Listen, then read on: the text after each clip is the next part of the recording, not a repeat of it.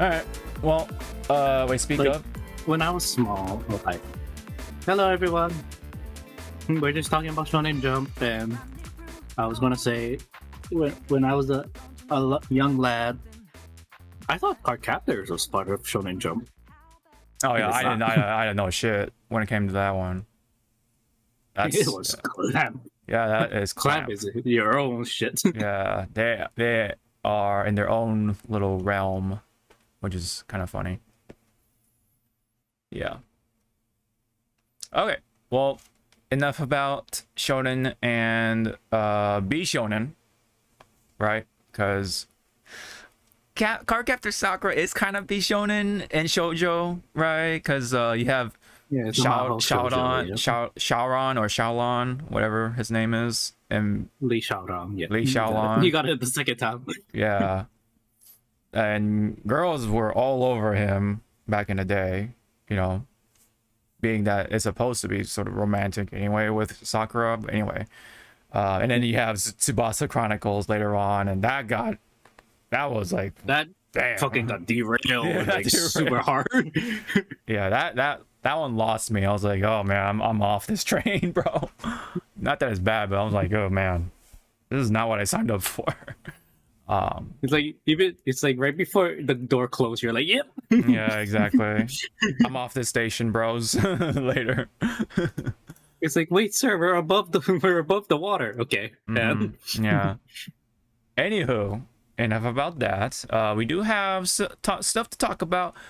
We actually don't really have a whole lot for fighting games for the very first time in a while, other than the fact that yes, Aki is out, and so on and so forth. So yeah, people have been liking Aki from the most part. They think she's like strong-ish, but not like completely like, oh my gosh, she's top like god tier or anything like that. She's top tier now. No, I think she's fair.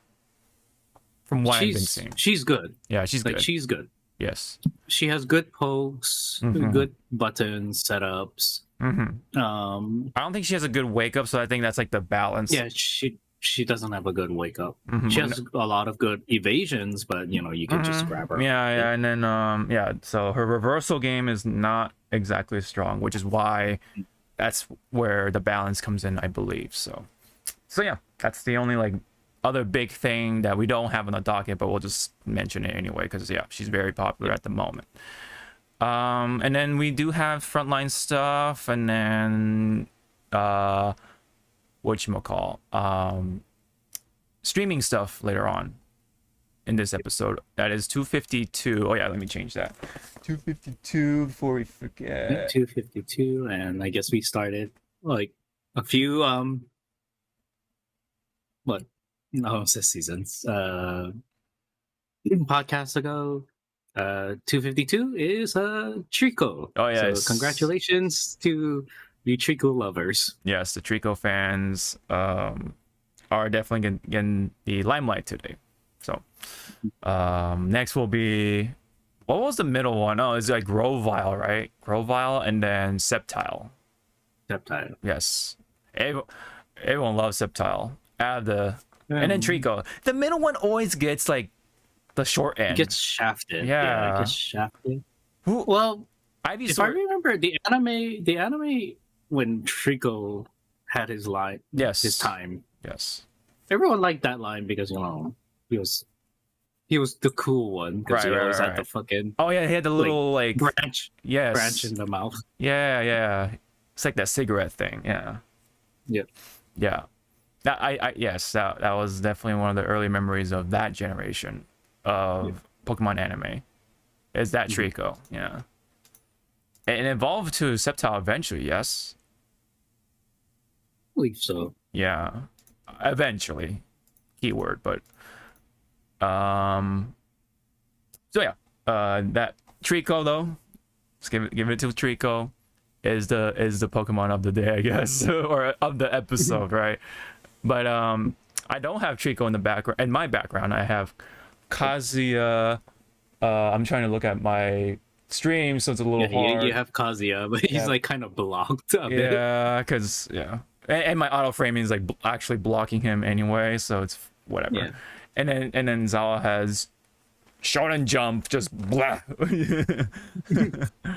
Shonen Jump characters like just on the screen. But see, it would be funny with your Kazuya one. Like it's cropped because it's a big picture, Yeah, but it's it's a big cropped, but the hair is like right in place of yours. So Yeah, you're I know. like you can just be like That'd be pretty just funny. staring at people like Right. Yeah.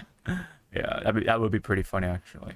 But speaking of Tekken, we don't have news for Tekken, but I did want to just bring up this meme because it was one of those memes that I played a bunch of times, and it made me laugh almost every time. So basically, the context of this like meme that this person made, by the way, is Joseph Hines. He's a amateur voice actor. It looks like he's just a voiceover artist for mods and projects. So he just do it out of passion. That's pretty cool. Huge Tekken fan at that too. So the context was that Tekken actually got an age rating somewhere in the world, or it did get it recently. I'm not too sure. Of T, right? T for teen, which is suggestive themes, violence, language. That's like the usual stuff, right? And then Heinz here went ahead and made a meme saying the language, and then of Tekken, and then this. Go yourself, Kazuya. Oh wait, sorry. Let me share this with Zawa. I always almost forget to share it with Zawa. I'm sorry. yeah, it's okay. I can just imagine. You can imagine, yeah, With- yeah. You can, yeah. Here we go. All right. So you're good, right? Okay. Yeah. Go yourself, Kazuya. Oh, shut your bitch ass up. You're a piece of shit. I f***ed your mother. That's pretty much it.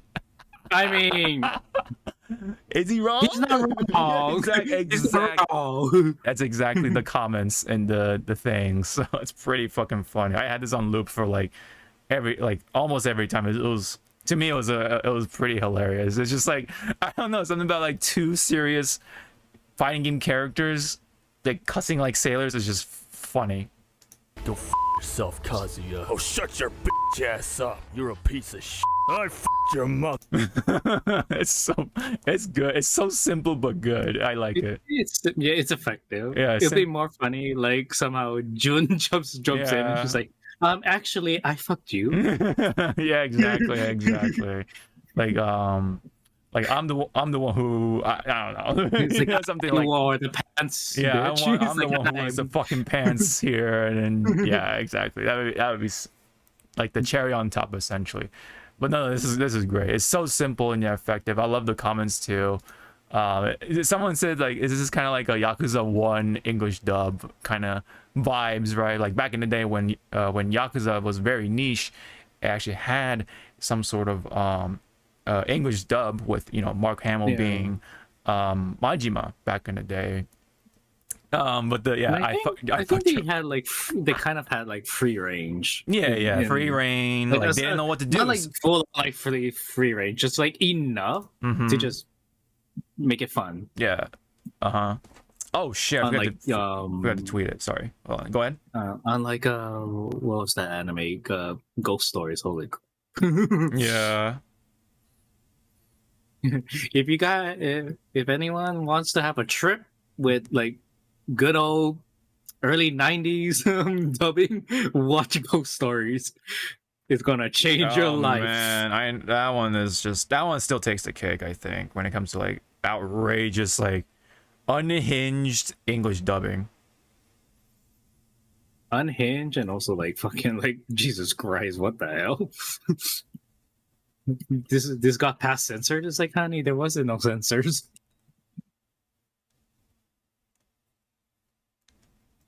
Yeah. All right. I tweeted it out, so if you can, retweet it or repost it. Yeah, I was like, you mean repost? Repost it. Yeah. Anyway, so I love it. It's really funny. So it definitely, it's like definitely one of those like he's not wrong, you know. But thank you, Heinz, for that very simple and yet very effective meme relating to Tekken 8. We definitely cannot wait. Definitely cannot wait for the game to come out. It'd be really funny if it had English dubbing and it's just like this. because Harada loves. Suddenly he loves like cussing in English or something. I don't know. I mean, he does say, "Don't ask me for shit." I mean, so I mean, I don't know. Yeah, you never know. But isn't there a beta? Isn't there a beta soon? Like a closed beta? Closed beta. In a couple weeks, I think. So yeah. Yeah. In a couple weeks. So yeah. I guess that's the other thing we can plug in for Tekken. Like if Oh, you yeah. didn't get into the first closed beta, You have sign a up chance. now. Yeah. Am I gonna do it? No. I'm fine. You got the Sputterman coming up with Yeah, I have I have other obligations with a 19-inch. you got you got the Sputterman with the Venom. Yeah. You know, I really hope we're able to play as Venom. Mm-hmm. Because if we don't, then I'll be like, Yeah. Hey, this yes. opportunity. Yeah. Let me play this one more time, and then we'll be heading on to the next thing. Go yourself, Kazuya. Oh, shut your bitch ass up. You're a piece of shit. I your mother. It's oh man, I can't. I can't. No, I hope. Well, to end it, I hope Harada just saw this and just going like, hey, just like a like. I want to see Harada's any reaction, like anything, like LOL or anything. Oh man. Yeah, that'd be great. It'd be so funny if Ono fucking retweeted it to no, Harada, yeah. going like, yeah. Oh yeah. He's like, did you see this? Yes. Yes. What if he actually says something along the lines of him and me when we go back and forth with Street Fighter and Tekken or something. That'd be so funny. I can see that. Yeah, I can really see that Yeah. with those two. Yes. Go fuck yourself, Harada. So shut your bitch ass up. Your bitch ass mouth. Oh no. Yeah. Blanca Chan hates you or something like that. Just bring Blanca Chan into this fight. It's like, why?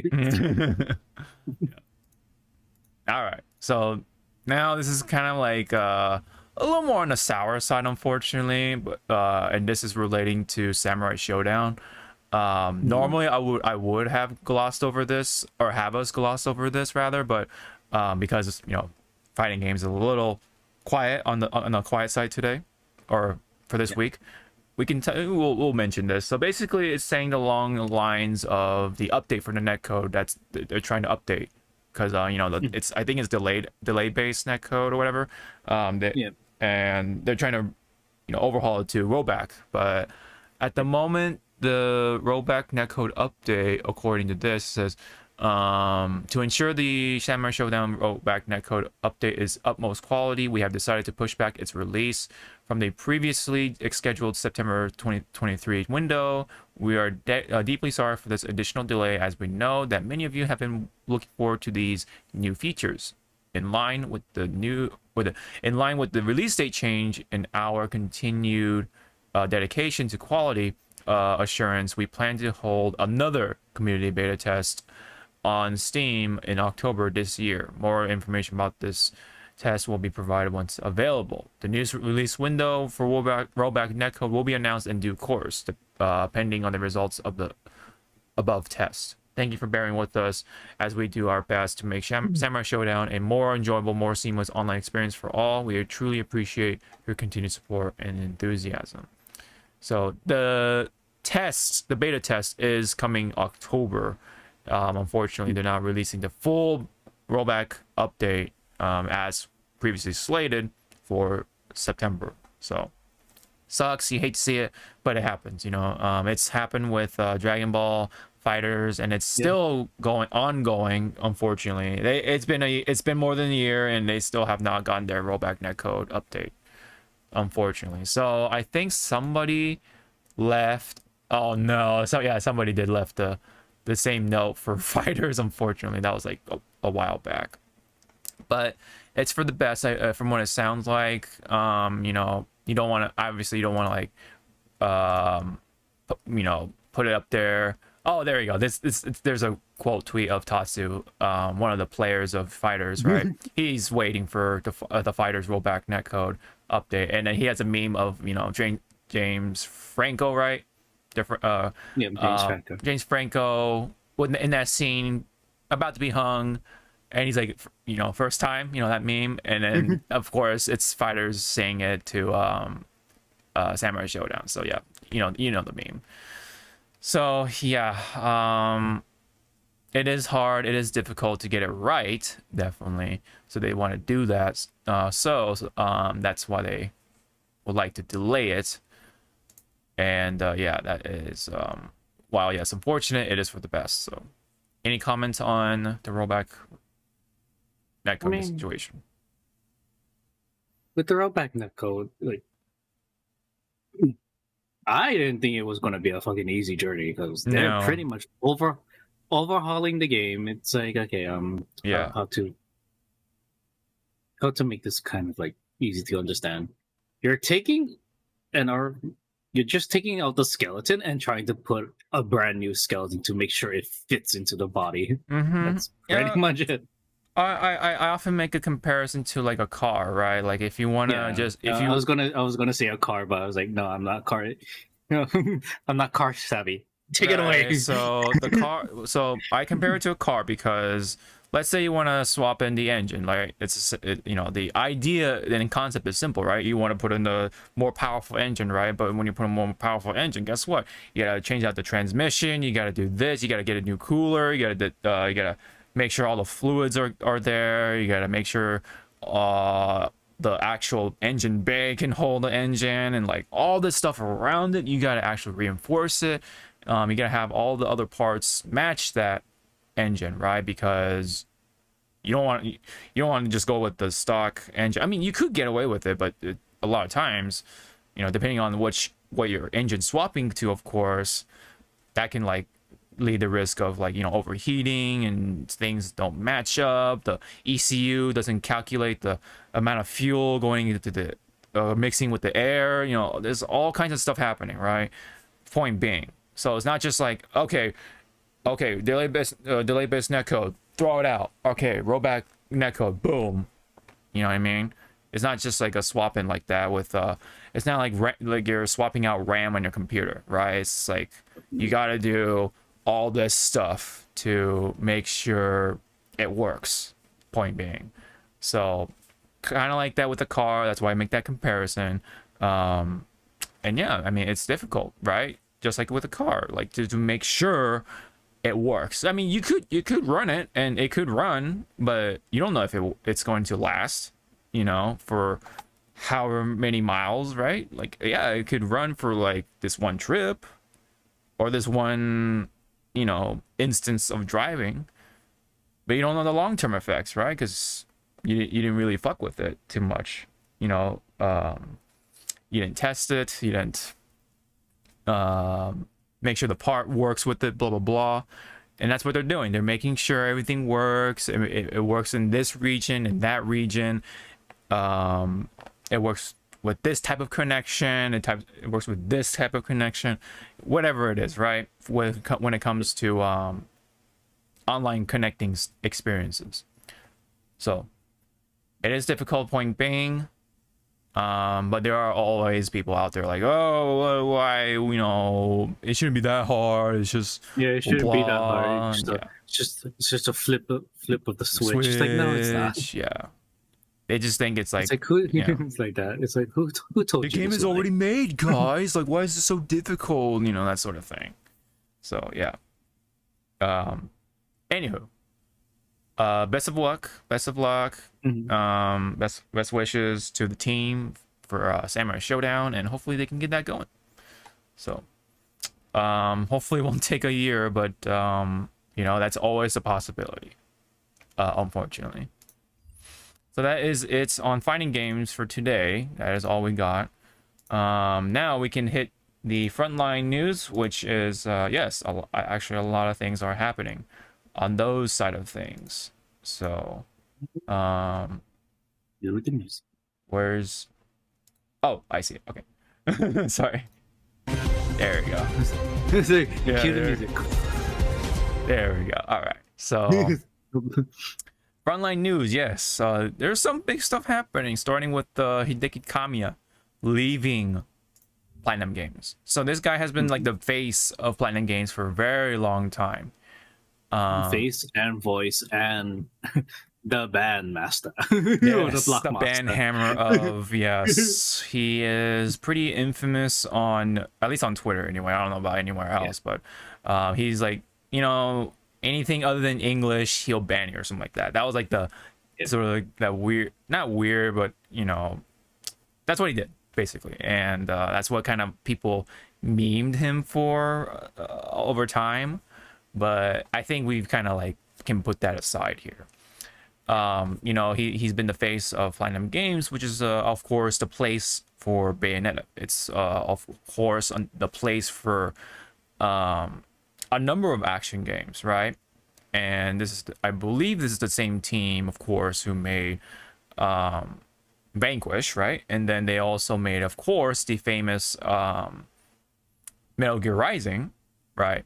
They helped develop that game for sure. You know, so on and so forth. And I believe Kamiya has been a part of most of those things at least. And it is a little concerning to see him leave. He tweeted out, as announced on the official Platinum Games X account, I will be leaving Platinum Games on October 12th, 2023. So that's actually pretty soon. This came after a lot of consideration based on my own beliefs and was by no means a easy decision to make. However, I feel this outcome is for the best. I will continue to create in my Hideki Kamiya way. I hope you'll keep your eyes peeled. So it looks like he's just like, I don't know, moving on to different things. And what I can predict, or from what I can kind of gather, it sounds like Platinum Games with the president, right? You know, this guy, remember, the Kamiya is not the president. He's like the director. He's like directly more involved with the development side of things rather than the business side of things. The business side of things, unfortunately, I believe, have the vision of like, oh, live service games, because that's where the money is, right? And you know, Kamiya and his team are more in lines of just like celebrating the sort of art of action games, and that always doesn't make the most money, but it definitely celebrates the passion, you know. And that's why Platinum Games has this really tight knitly tight community, right? You know, fans always look forward to these games, while everyone else outside, it's kind of just like, oh, okay, this just looks cool or something, right? Like, or the marketing or something about it just doesn't quite click, right? And that's why they don't get the sales that I think they deserve, right? And you know, I think a lot of it though does come from like that niche sort of like nuances these games tend to have. But I also think a huge part of it is just like that. This is a Japanese company, yes, so it kind of has that wall between them and the rest of the audiences, right? Like the Western and all that other stuff. Yeah. I think they work better in Asian countries, of course, right? Of course, with Japan and Korea and stuff like that. That's what I'm assuming anyway, or Singapore, of course.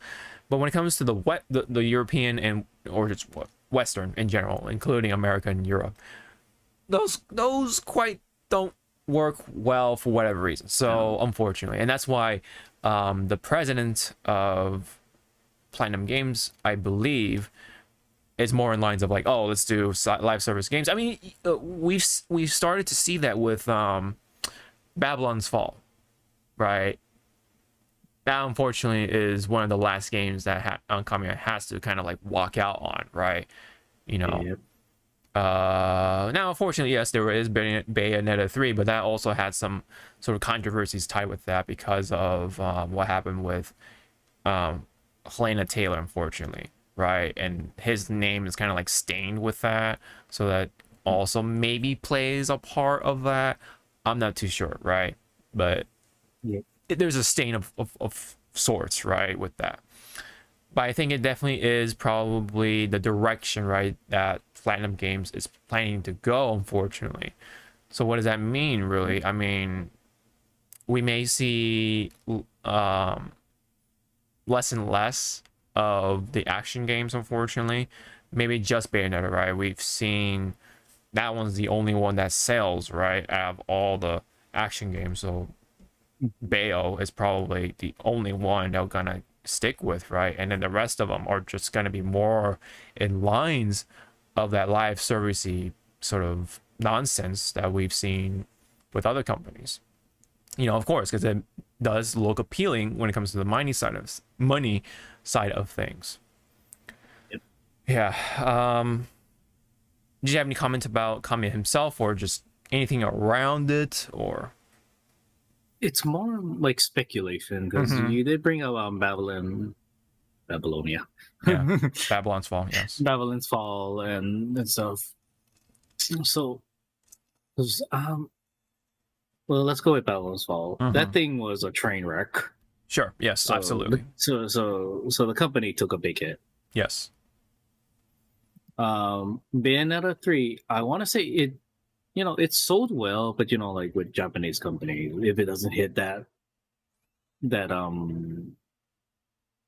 what's it, not peak, if it doesn't hit that quota they set up themselves, then it's like it's considered a failure, even though it did so well. Yeah. Sorry about it. Oh yeah.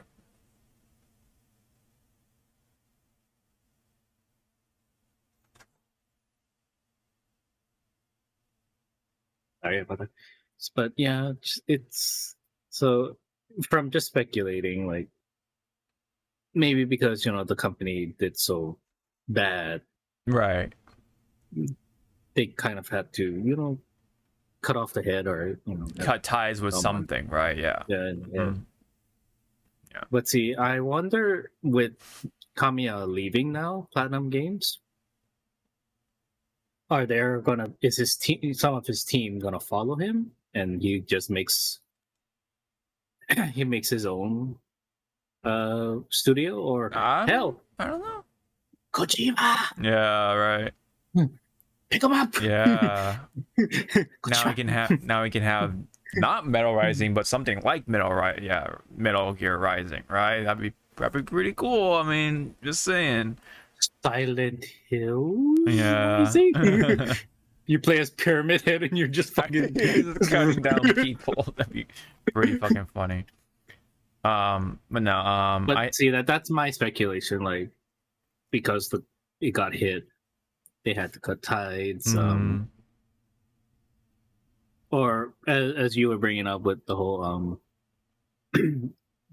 Platinum Games wants to be more of the live service stuff. Yes. To Kamiya, that's not what he wants to do. Yeah, exactly. That's That's like, okay, that's your cup of tea. It's not mine. Right. If I cannot make, games, like actual open and closed games, then I don't want no part of it. Exactly. That's exactly what happens, man. Funny because this random video popped up, right, of like, oh, what happened with Freddie Wong, right? Remember Freddie Wong from YouTube days, right, with all the shooting game videos and stuff like that. He had a partner, and I believe his name was Brandon. He was like the co-founder essentially of what eventually became of Rocket Jump, I believe it's called. And previously it was like just Freddie W, right? But it became Rocket Jump, and Brandon was a huge part of it, right? Basically the tall white guy with glasses. I don't know if anyone remembered him, but he kind of ran into that same situation of like where Rocket Jump was going, right? Like once he saw the direction of it, he's like, yeah, I'm out, like this is not what I really signed up for, or whatever. This is not what I it's not what I'm here for, essentially. And these things happen, and even like the biggest names within that company are just like, yeah, I'm out. I'm not gonna be a part of this anymore, because it's not my passion. It's not my my drive, essentially, right, to make this sort of stuff, right? It happens, man. It definitely happens, and this is the result of it pretty commonly. So, um, Kamiya has been a big name within the industry for a very long time. He was in Capcom. He was a part of, I believe, the Devil May Cry stuff, right? And like so on and so forth. It was like he was Devil May Cry, Beautiful Joe, Oh yes, yeah. big one, Mm-hmm. Okami. Mm-hmm. You got to thank him for that. And then of course Bayonetta, Mm-hmm. and also Platinum Games really wanted to bring alive what's that? It was that Microsoft game, the giant Oh, one. Scalebound. There you go. Yeah, Yes. Scalebound. Oh man, that's a shame. Yeah. Right. It probably it was like one of the it was like a start of like that downfall for him, right? Of like not Yeah. being able to do what he wanted to do or something like that. And probably thought of it for a very long time, you know. Oh yeah, he also did the Wonderful 101. 104 101 and Platinum Games, yes. And then Resident Evil 2. Resident Evil 2 was a big one for him. Devil May Cry, Beautiful Joe, Okami, like you said. Yes, so he is a huge name within the industry. So yeah, He has weight to his name. yeah, oh, for sure, within the video game side of things. Yes. So either way, yes. So that's why this is kind of big news for that side of gaming, right? Like the action side of things, or just Japanese gaming in general, right? These games have touched somebody one way or the other in terms of like inspiration or something to that sort, right? You know, that was kind of like the first video game for somebody, right? And these were big games. Yeah, I'm just reading through the credits that he has done. Although it is kind of interesting that Bayonetta 3, he actually wasn't the director. He was just a supervising director. He was just kind of just like looking over. Okay, so Yeah, I think he yeah, it's not like he really stepped down. He just probably wanted like someone else yes, to handle it while he was probably doing something in the background like that Project GG, which doesn't even look like it's gonna take flight. I'm not sure what's going on with this. It just kind of leads back to Platinum Games, and yeah, yeah, Scalebound. That's a very damn shame that it happened. That it got canceled and stuff. So yeah, but now he's for sure leaving. So again, that's very unfortunate from what it sounds like. But that does not mean though. Yes, it does not mean that Bayonetta is going away anytime soon.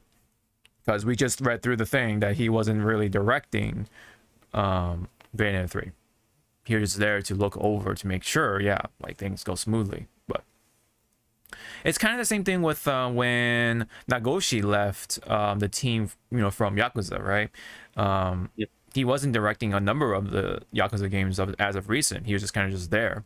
So when Nagoshi left, Like a Dragon / Yakuza was still going. It is still going, and it's thriving. It's still thriving too. So that's, you know, that really says something. So that is a possibility, yes, but it also is possible that Bayonetta may go away, like, or it may like just really lose its touch, and then it just disappears, and then Platinum Games will just become the mobile game company or something, right? So it would be, again, a damn shame, because they make these awesome games. It's just, you don't have the massive appeal that they deserve, I think. Yep. You know, which is very unfortunate, right? So, because they're like the experts at action games, but something just about it that it just quite does not have the same reach as other games. You know, this is strange, I think, but that is what happens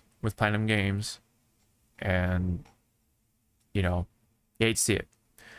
But thank you, Mr. Kamiya, for all your hard work. I know you have your strange approach with social media stuff, but that's not really important. That's just kind of like whatever, you know, that's unrelated at the end of the day. You had great work on your belt, I think, and, you know, very respectable projects under your name and stuff like that. And again, thank you for your hard work, and best wishes to your future endeavors.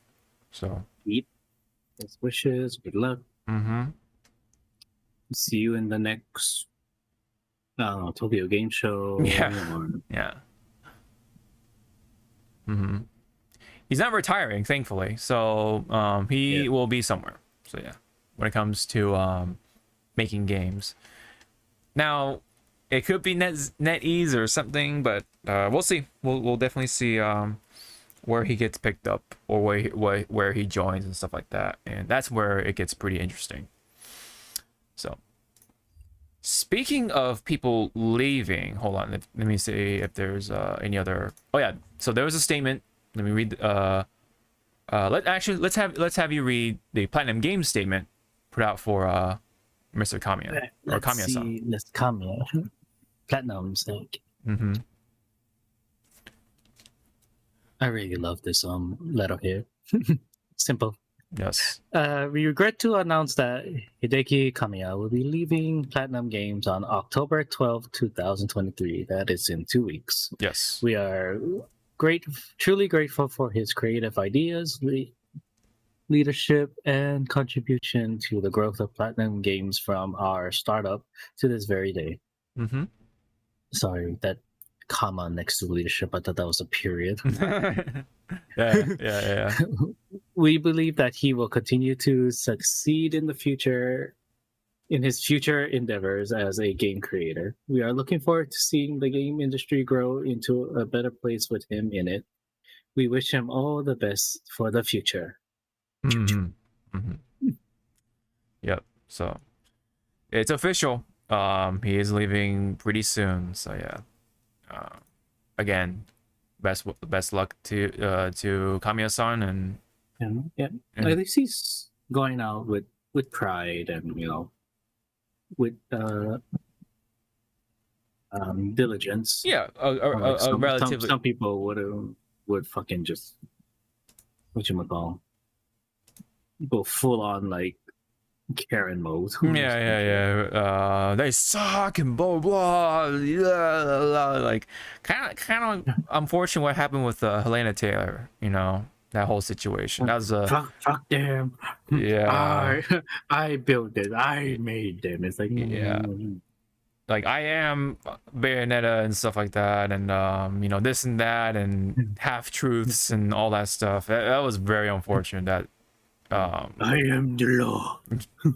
Kind of like that, man. Like it's like it was very unfortunate. Let's just put it that way. So now, speaking of people leaving, there is also another big name leaving a big company, which is Jim Ryan. So for those who care about more of the businessy side of things, right, when it comes to gaming, which is Jim Ryan, he always has been more all in all a businessman, right? Which is why Jim Ryan leaving Sony is such a big thing, because yes, he is a good businessman from what I've gathered. He has had a hard time, from what it sounds like, connecting with the customers, the consumers, right, who are gamers. You know, and that's why when this was announced, a lot of people were like, yeah, he's leaving, better games are gonna happen over the years and blah blah blah and stuff like that. So I understand that, Jim, but we have to at least credit him and kind of show some damn respect. Yeah, that it's a person, not a fucking total asshole, right? You know? Well, yes, I mean, he's had some takes that a lot of people disagree, especially with the whole backwards compatibility issue, right, with the PlayStation 4 and 5, I guess. And you know, he basically said along the lines of like, you know, why you want these old looking games or something like that, like, you know what I mean?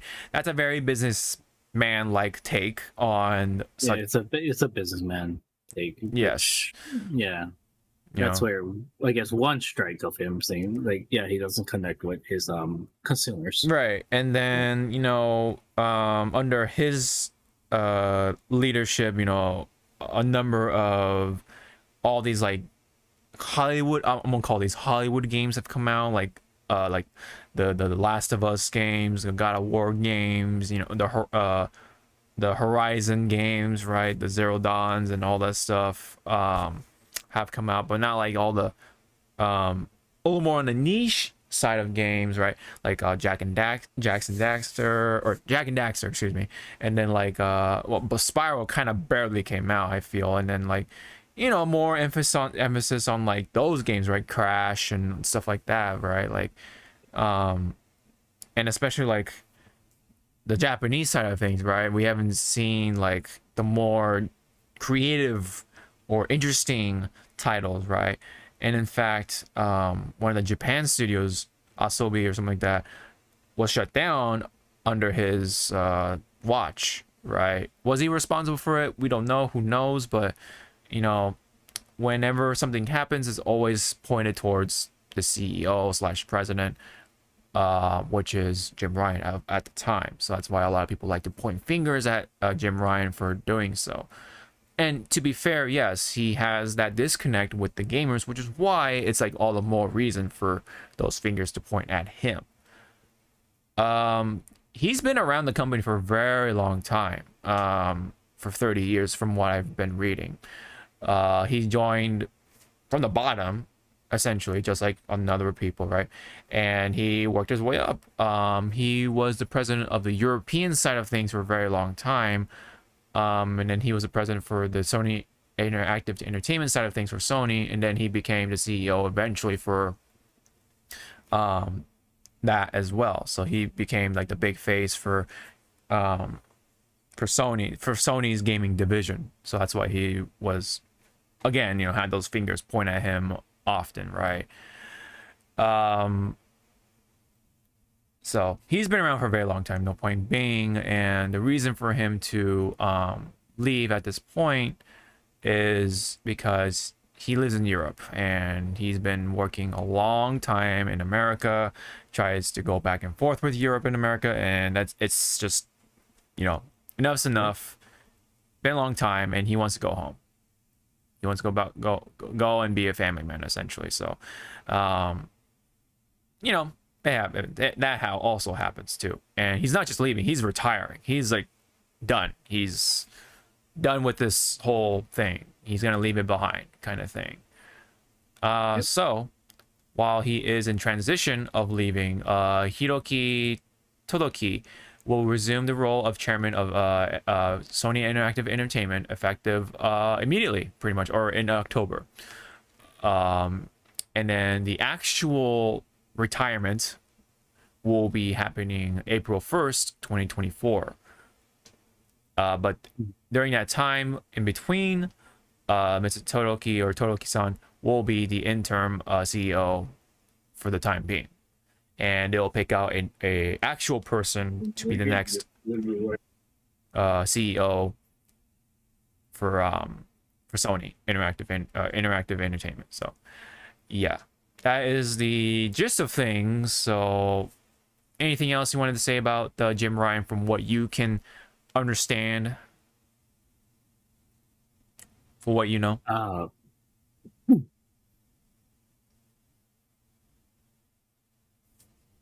I do want to say thank you, so I'm just gonna say thank you for just your years in the industry, and hopefully the new generation or the next upcoming generation, they can just take some pointers or tabs of the do's and don'ts in the industry.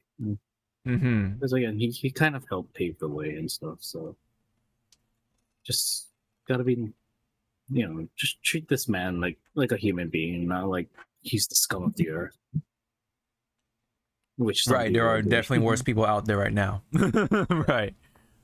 like Mr. Bobby Kotick. But anyway, so Hey, we don't name drop. right. Good name drop. But yeah, there are definitely worse people Yeah. out there, you know. So, Yep. but carry on or go on. That's pretty much it. Okay. Okay. Any other things? I mean, you know, he has been, if I haven't said already, like very important to a lot for a lot of the PlayStation stuff that has happened over the years, like the PS4 stuff, PS5,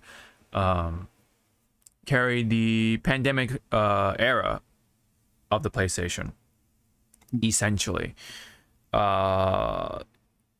He has been the CEO since 2019, to make that clear. So that's why he's been there for 4 years now, and but he's been mostly president for the European side of Sony Interactive Group, so or Interactive Entertainment, excuse me.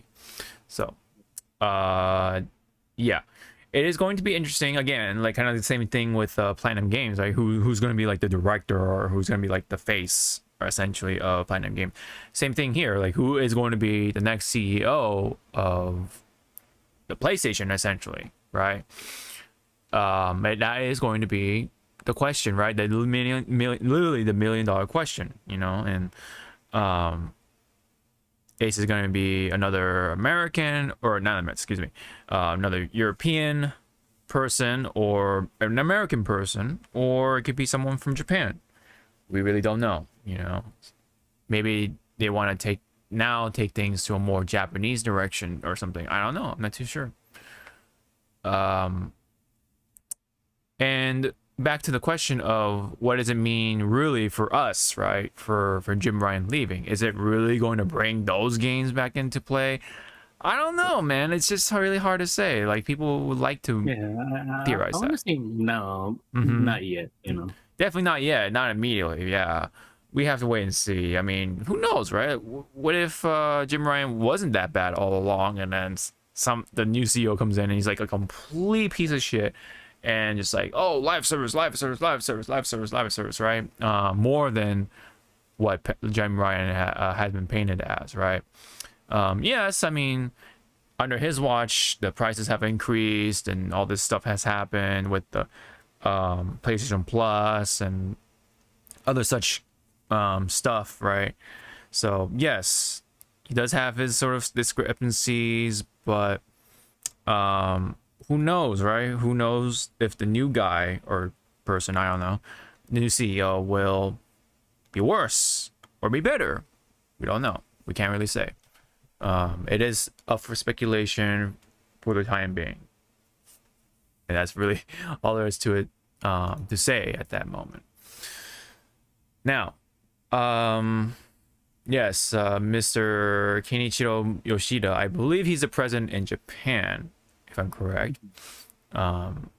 Basically, really high up person, right? In Sony, has said Jim Ryan has been an inspirational leader throughout his entire period with all of us, but never more so than overseeing the launch of PlayStation 5 in the midst of the global COVID pandemic. That extraordinary achievement made by the entire Sony Interactive Entertainment team has been steadily built on the PlayStation. Has steadily built on, and PlayStation 5 is on track to become Sony's most successful console yet. I'm immensely grateful to Jim for all his achievements. Respecting Jim's decision to finish his long career at Sony leaves me with an important decision regarding his succession, given the significance of the game and network services business. Right? Yeah, see, that's kind of a key word there, right? We have discussed intensively and have determined a new management structure. We aim to achieve Sony Group's further evolution and growth through even greater success to the game and network services business. So what does that? Yeah, what does that sound like, right? I mean, it looks like they're really gonna push the whole subscription-based thing more and more over time. More and more, and then speaking of subscription, that the new pricing is going to kick in pretty soon. Oh yeah, with like $80 a year instead of 60 now. It's like, oh man. So it yeah, like it sucks, and who knows? Again, who knows what's gonna happen on top of that stuff too. Yep. Let's read the comment from Jim Ryan. Right. After 30 years, I made the decision to retire from Sony Interactive Entertainment in March 2024. So it's actually has been a long time coming, but now it's been official now as of recent. I relished the opportunity to have a job I love in a very special company, working with great people and incredible partners. But I found it increasingly difficult to reconcile living in Europe and working in North America. I will leave having been privileged to work on products that have touched millions of lives across the world. PlayStation will always be a part of my life, and feel more optimistic than ever about the future of Sony Interactive Entertainment. I want to thank Yoshida-san for placing so much trust in me, an incredibly sensitive and supportive leader.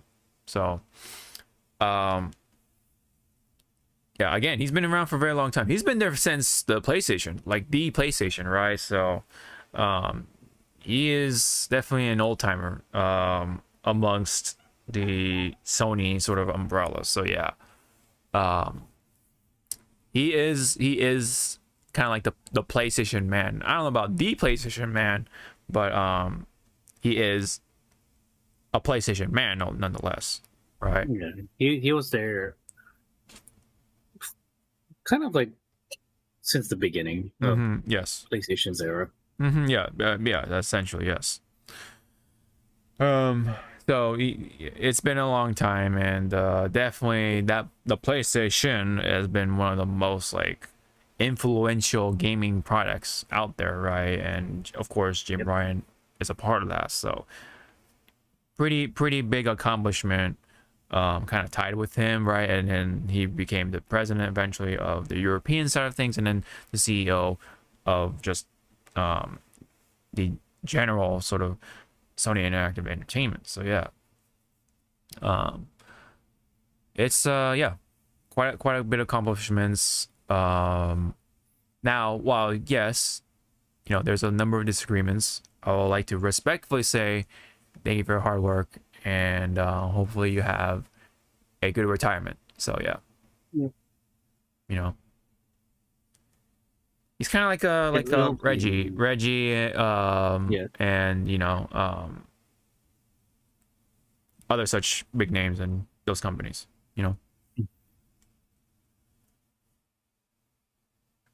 I was gonna say it'll be kind of like not funny, but what's the word? I'll just say it as that it'll be kind of funny. Mr. Jim Ryan is retiring from Sony.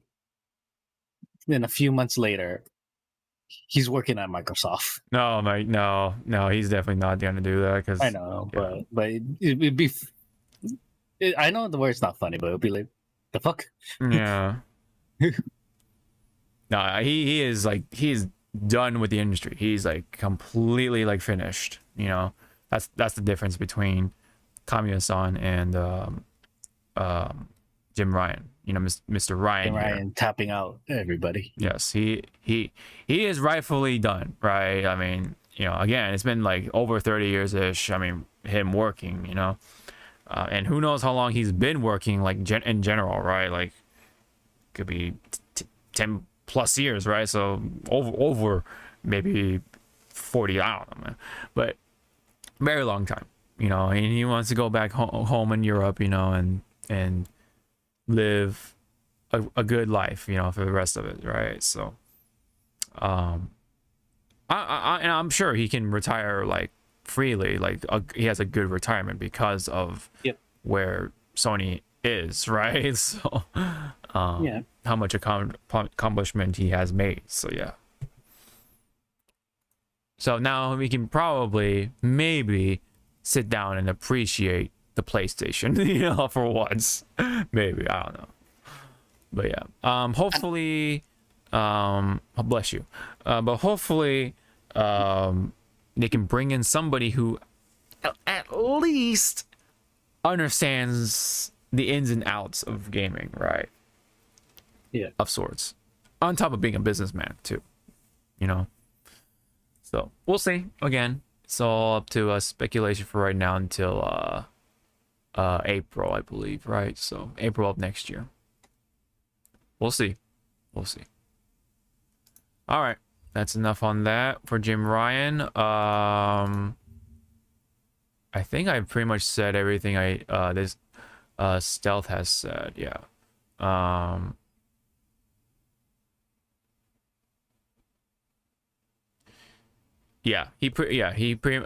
Stealth had pointed out the doubling down on live service games, the closing of the Japan studio.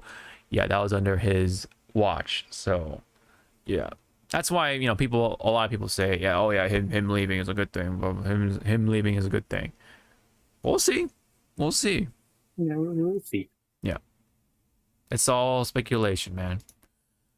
What's not so speculation as much, at least, is the Writers Guild Association strike. It's mostly over for the most part, from what it sounds like. A lot of places have been saying it's over. I believe SAG is still going at it, but I think they're reaching some sort of end-ish. But to say the least, the WGA has concluded with their strike. So, the terms that they've come to is that there are regulations for AI when it comes to writing, right? Four of them are that AI can't write or rewrite literary material, and AI generated material will not be considered source material. A writer can choose to use AI when writing services. It can't be required. So it's like it's just an additional tool, right? But not the tool. Yeah. Is what it sounds like here. Studios must disclose to the writer if any materials given to the writer have been made by AI or incorporate AI generated material. The WGA reserves the right to assert that exploitation of writers' material to train AI is prohibited by the agreement or other law. So that is the main points of what the takeaway is of the agreement that they reached to it, essentially. So yeah, it's really good to see that there is regulation now on AI. I mean, yes, it is Pandora's box. You can't close it back in. AI is going to be around for forever, right? And it's probably only going to evolve. But at least there is some sort of regulation, so you have that sense of creativity, and stuff like that. So yeah, that is good for the most part. So now I do want to make this clear, as much as I don't like AI art and all that stuff, right? AI is just a tool, just like anything else, right? The problem is how AI is being used, right? And that it's more of a people problem than the problem of itself being AI, right? It's how it's used, not AI itself, because AI is helpful, yes, of course, right? And it is helpful, but it shouldn't be like the be all end all tool. So no, of course, you gotta have your creativity in there, and for sure, and show that yeah, you did the artist. So that's why like as you brought up AI art, it's like ooh yeah, you made this AI art, but do you feel good about it? Like, yeah, fucking, like, I'm sorry, I rather pay an artist their price, their pricing, to know that they're putting their heart, the time, to make sure color theory is there. Fucking, they're getting the textures correct or whatever. So yeah. Versus AI art is just gonna try and grab whatever you plug in and try to go like, ta-da! Yeah, they're not even like putting that many hours, right, and actual hard work and effort. You're just like, you know, typing words, and it's a glorified image search engine. It's just what it is, right? You just put in words. There is programming involved, but that's not art anymore. That's just like programming. You're a user of AI art or whatever. You're not the artist. It's the AI that's being the artist, not you. You're the producer. You're the director. The AI is the artist. So that's why also in copyright law, non-human stuff cannot be copyrighted, because that's how it works, right? You know, we can kind of going back on the whole monkey situation with the picture. You know, that monkey, the because that photo was taken by the monkey, that art cannot be copyrighted. So that's why there's that situation. There's, you know, that whole controversy involved, right? Like, the camera belonged to a human, but whoever takes that picture is the owner of that picture technically, right? And because it's the monkey's picture and it's not human, right, cannot be copyrighted. And that's why that, I guess, that artist, the photographer, I don't know, like anyway, I'm digressing. It's a huge mess, but for the Writers Guild, yes, it's a W at the end of it. Yes, it's a W, and I do want to put the emphasis on the second bullet point that we have here on screen. Yes, a writer can choose. I wish they could underline can choose to use AI when writing services, but it cannot be required. So whoever hires that writer, you better not say you have to use AI. It's like, no, you can use AI to help you write the scene. But you still have to do the work. So yeah, you still have to do the work. Because I'm sorry, I read some like AI like screenplay, or like it's still, I don't know if you saw it. It was like a little bit long time ago. An AI wrote like a fucking Batman episode. Like a Batman animated episode, and it was bonkers. Like, not good bonkers. It was like, this doesn't even make fucking sense anymore. Man. Like, I think it was like one of the iterations of like AI writing a Batman episode. If I can remember correctly, it was like something to deal with the Joker. And then all of a sudden, it became like a holy war, like crusades and everything. I was like, I was like, wait. So basically, that Zack Snyder film that's coming to Netflix, right? It's just like just bonkers, but in a weird way, kind of. You know, like, it's like, wait, I know the Joker is crazy and all, but he wouldn't do like a holy war out of nowhere. I did want to bring this up too. That it's still not exactly over with the SAG side of things, still negotiating with things, but you know, because the background actors have their problems with AI, right? Like, that's they had to put the regulation there too. It's not just for writing, but also for the actor side of things too. That the AI, make sure that the AI does not like just take their face and then use their face for the rest of their lives without getting any sort of residuals or whatever. Yes. That is essentially very important. I mean, it's the same thing, like using you know actors who are no longer with us, and you know they CGI them in the story. It's like you got to go through proper channels to even think about it. Like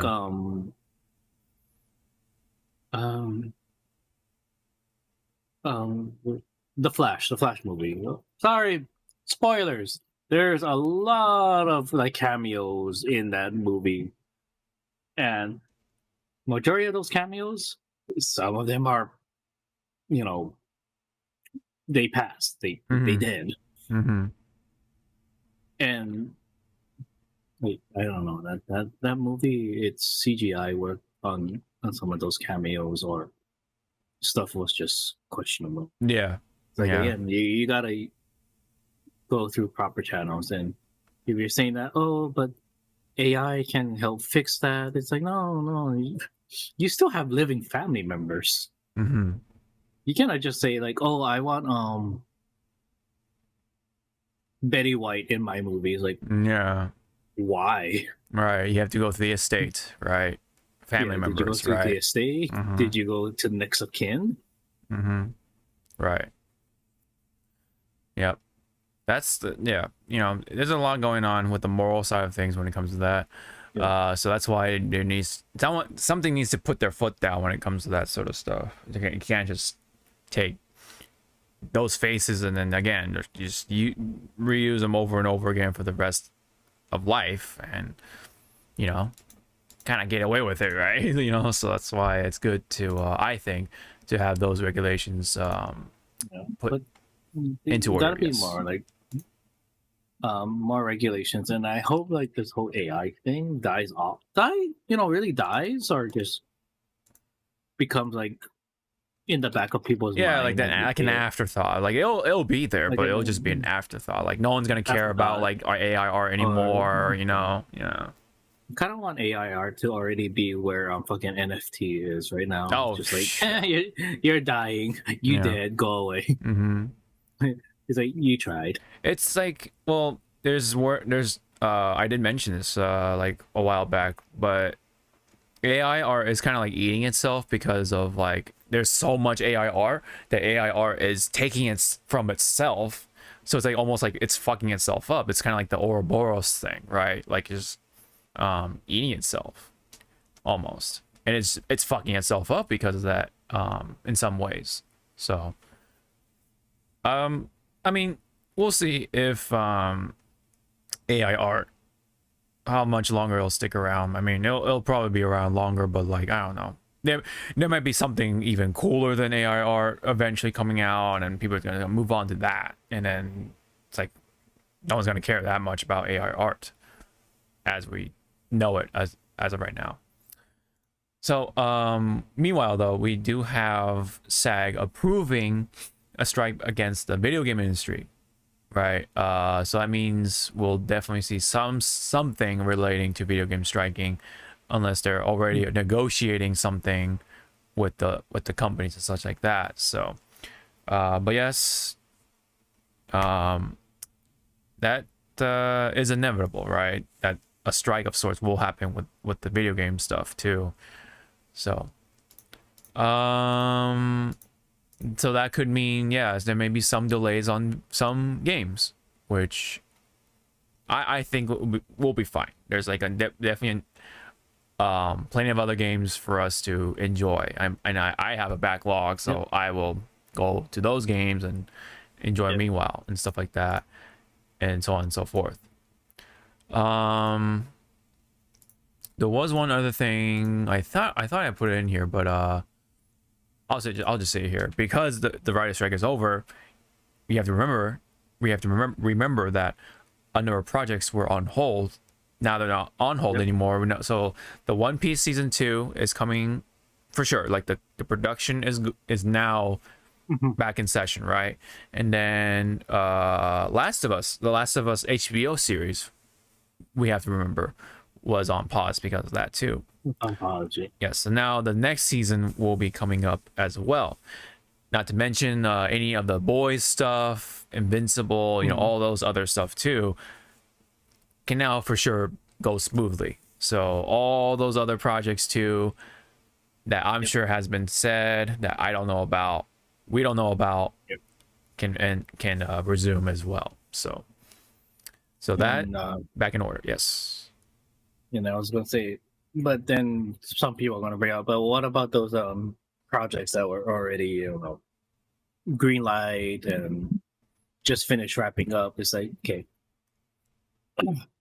it was kind of said that any project that was already greenlit way before the strike happened, they kind of had a choice. They had their own choice to either stop production or continue and finish on. Right. So majority did put up pause. Others just said, you know what, we're almost done. Might as well just wrap up filming and stuff. So For sure, yes.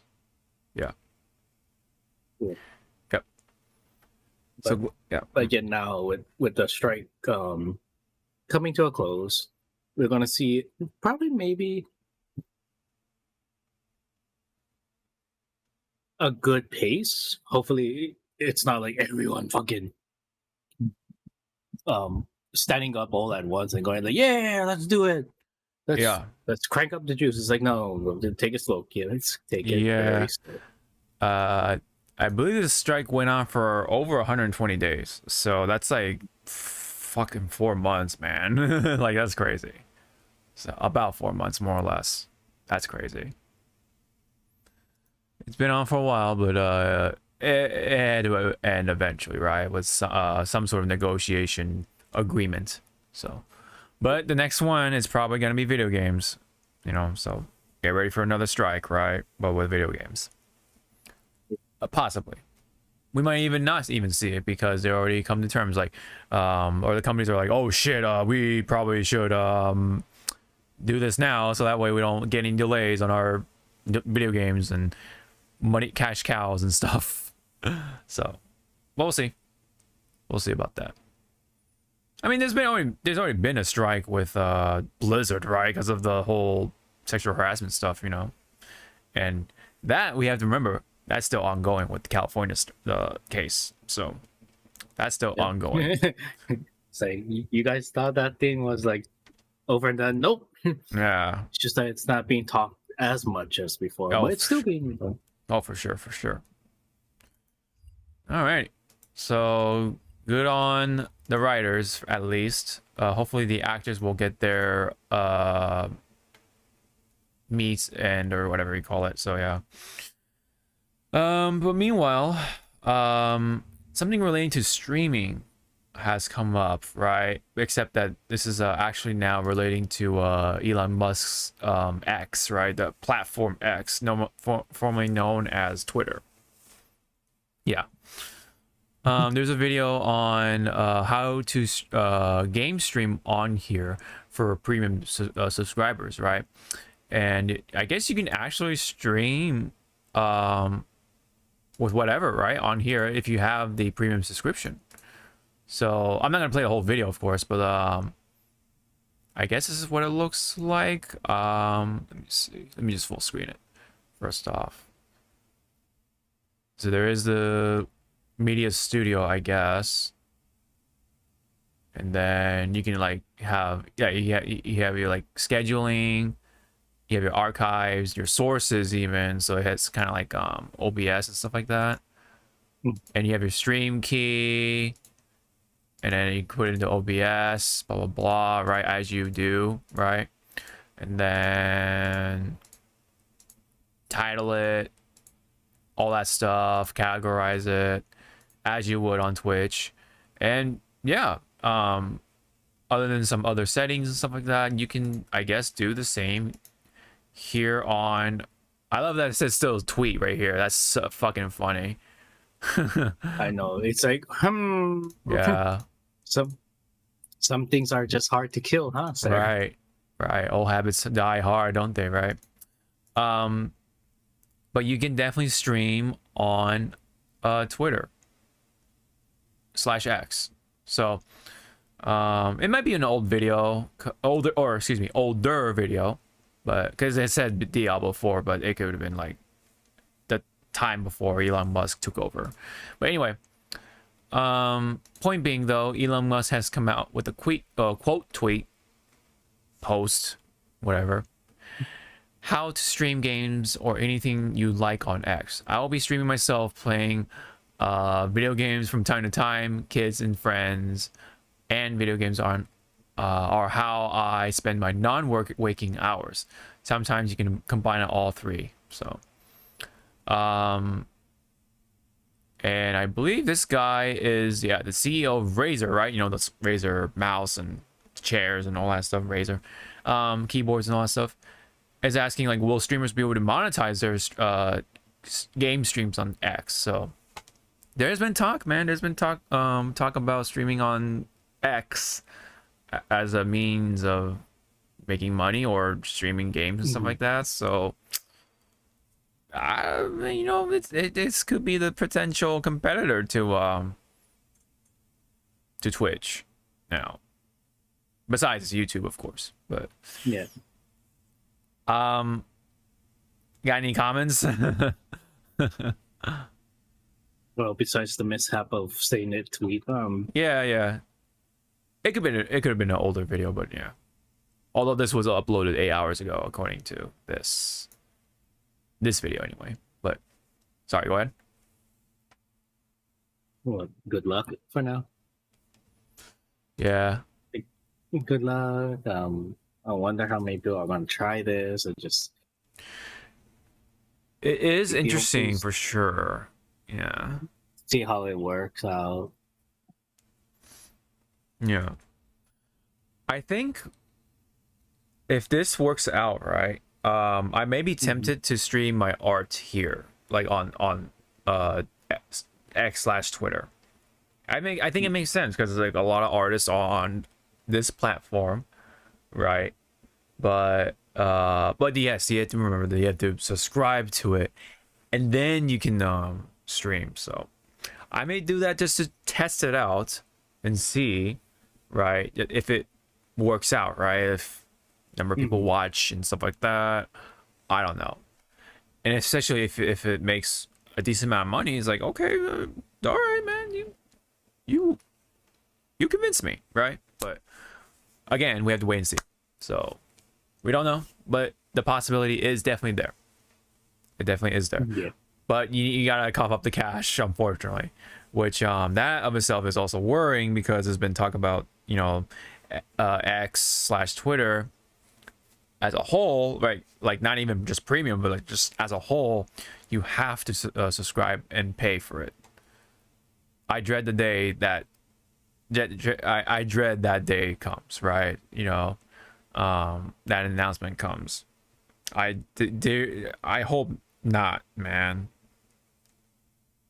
And in fact, in case that does happen, I already put my application for Blue Sky, which is the next social media platform, it seems like, for a number of content creators and so on and so forth. Yeah.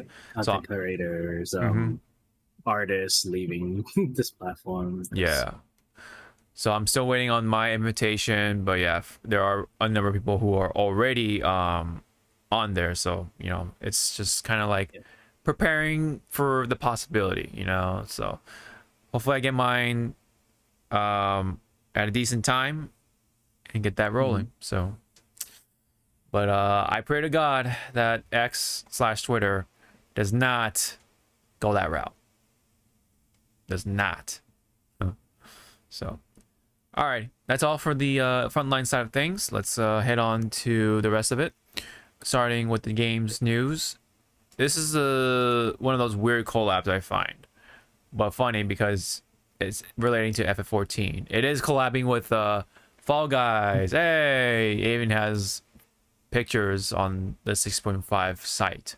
So yes, those are the stages from Fall Guys. I think this is in 14, right? The game, the FF14, not so much Fall Guys with Fallout character, the Fallout, excuse me, Final Fantasy characters. It's the Fs, man. The Fs are getting to me.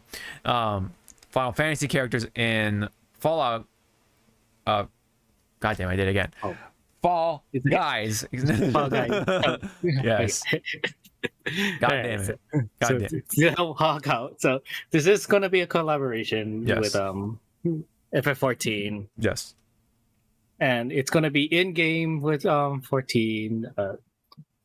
From what Yoshi P said in their recent live letter broadcast, it's gonna try and act like how Fall Guys work. Yes. You know, bunch of people and Running and jumping and running, jumping, and only X amount of people will be able, you know, keep ascending to the next level. Yes. So it's pretty much oh god, what was that old Japanese Oh, the like battle royale? It's pretty much battle royale. Yes. And, you know, you just hopefully you live to Be number one, yeah, you know, essentially, yes. be number one. But I think they're gonna do a different approach because they don't want like people to be like, oh, they get eliminated one, Oh, and yeah, then it's yeah. pretty much like thanks for playing, you get nothing, Yeah. you lose. Mm-hmm. I think they're gonna try like compensate you, like I think because this is taking place in the Golden Saucer, and when you win, you get coins, Golden Saucer coins to exchange for like prizes. Prizes, okay. So let's say like you're number one, you get number one, you just get a bunch of coins, more coins. Yeah, you get you'll get the max like jackpot. And then if you finish like top 5 or top, you are like 2, 3, 4, 5, you get some like some increments, like small increments. Like you get the split, but like a decent amount of splitting, and then for everyone else, it's like okay, you get this amount or something. You get something. Like, you get compensation. Yeah. Like because I think that's what Yoshi wants. Yeah, because obviously you don't want to play if you know you're gonna lose, right? So obviously you want to. But then my other concern for this collaboration is the data server. How good is the connection? Because let's say I have good connection, but you're how many hundreds of people? There's like that big handful. Like their connection is shit. Yeah, platforming is yeah. Hopefully that works well enough. Let's just say.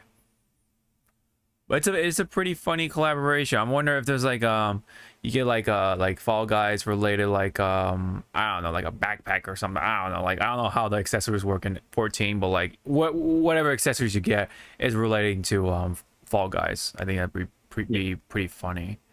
I wonder if there is also the other way around, right? Like with Fall Guys, are there any FF14 costume pieces, stuff like that? I wonder, right? Like I'm heard anything about that. I just heard this side of the things though when it comes to 14 with Fall Guys in there, Yep.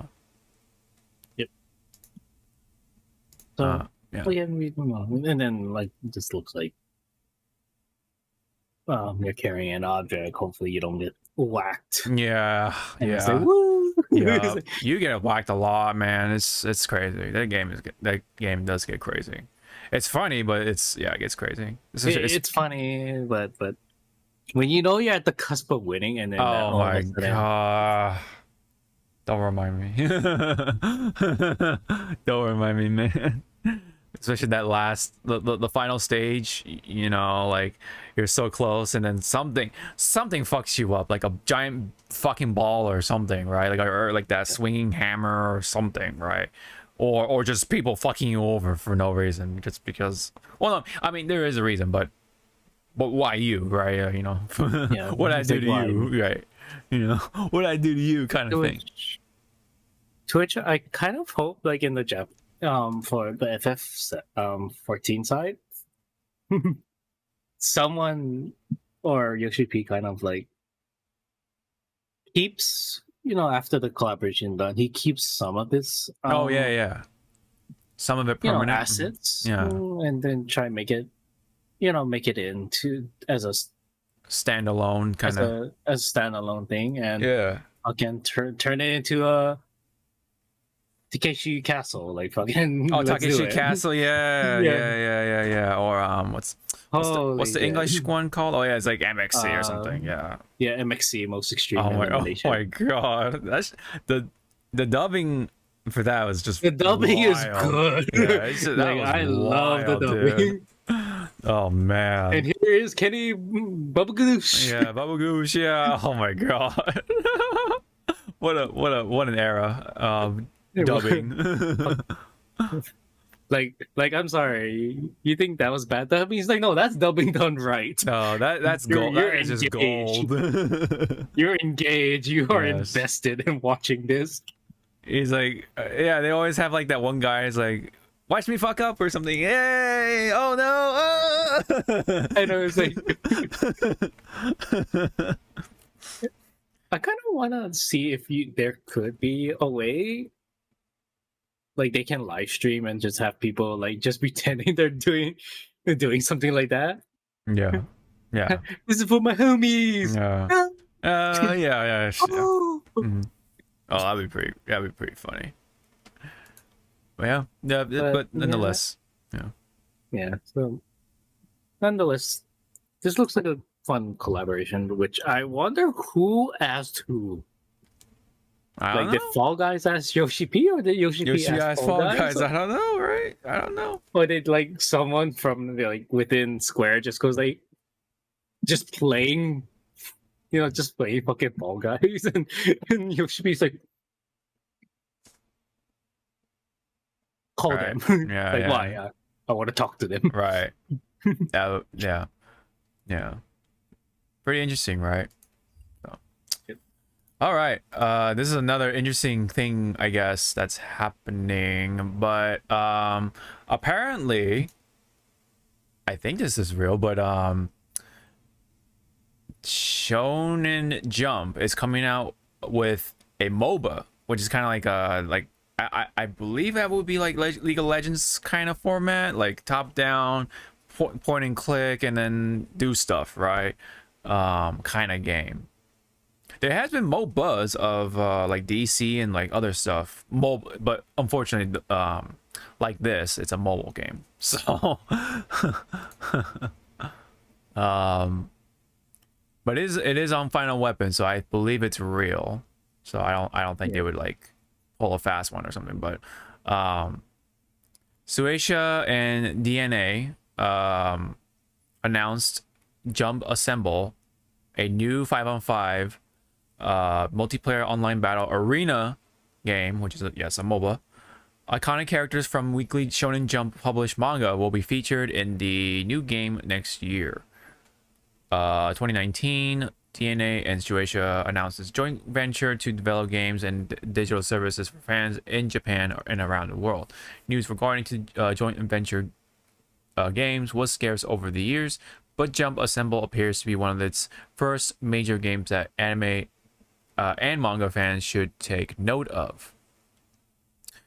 It will launch in 2024 in Android on iOS with Chinese and Korean versions in Southeast Asia, East Asia, excluding Japan. However, Shueisha and DNA plan to release the game in other regions around the world, according to its joint press release. At launch, popular characters from Dragon Ball, One Piece, Naruto, Bleach, Demon Slayer, Jujutsu Kaisen, Undead Unluck, Mashal, I think it's how you pronounce that, will appear.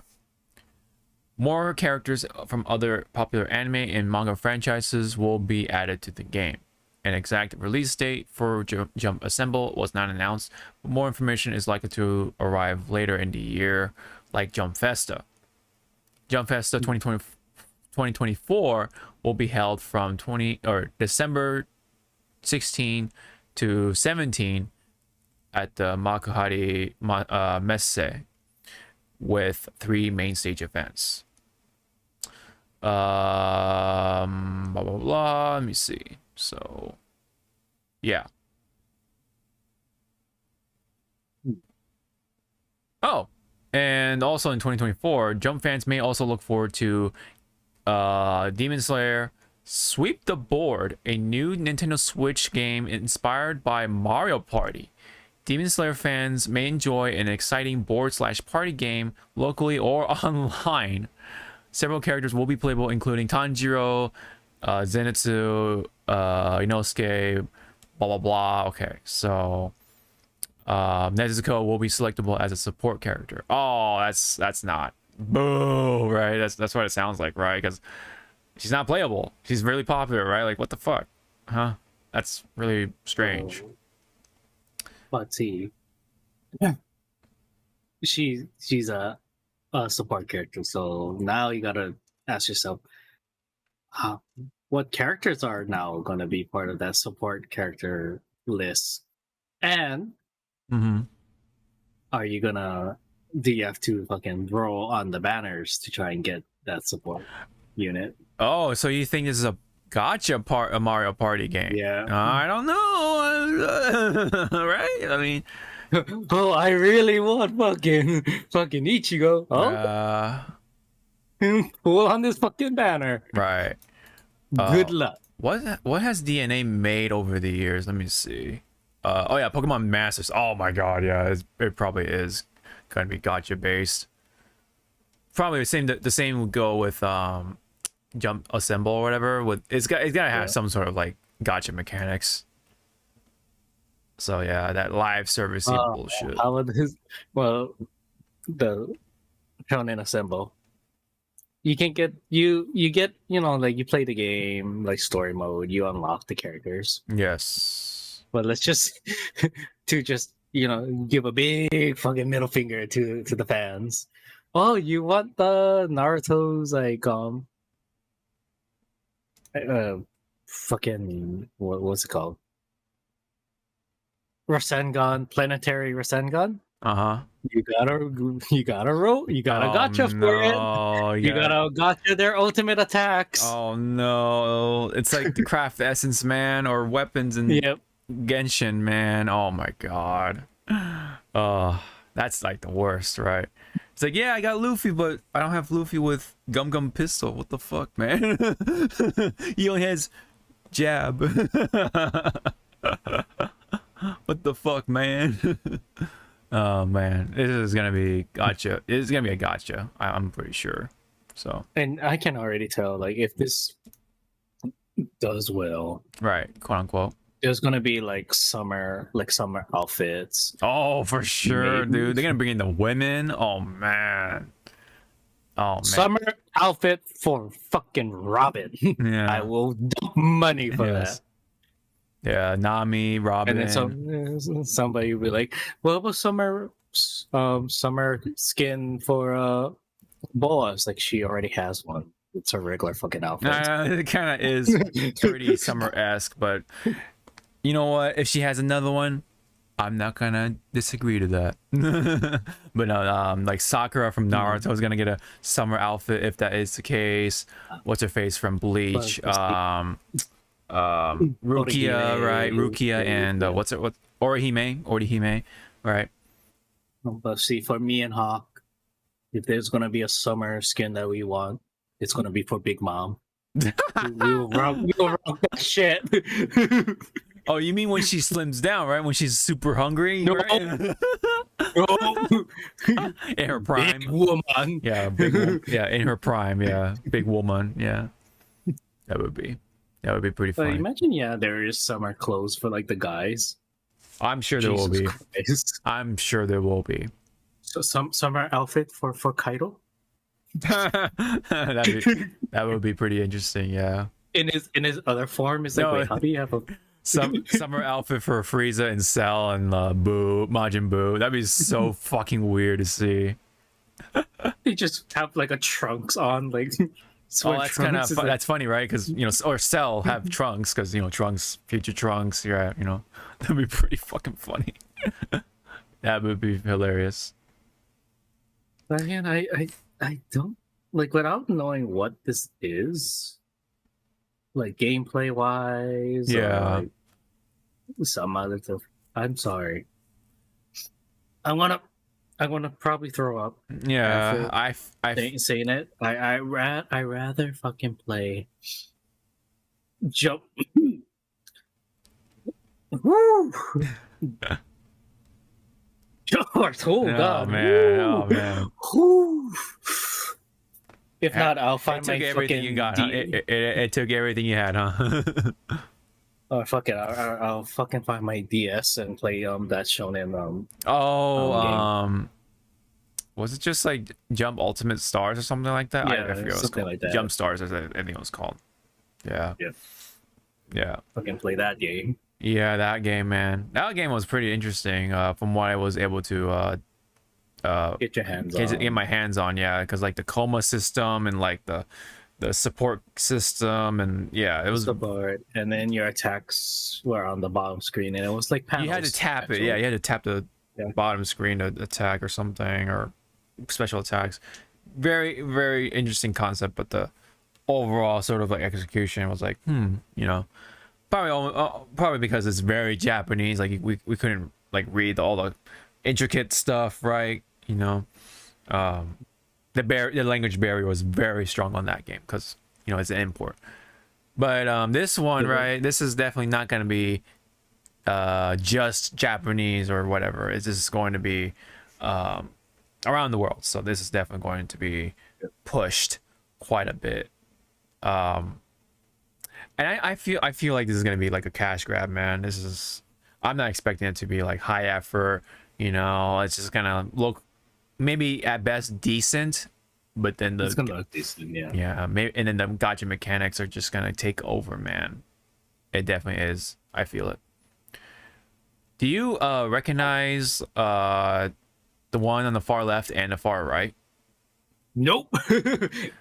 Everyone in the middle I can see. Yeah. These other two boys are like I've seen like, who the fuck are you? I've seen the two, but I have like no idea what's going on. I see the dude with the silver hair. I also see the dude who's eating something. I'm not sure what it is.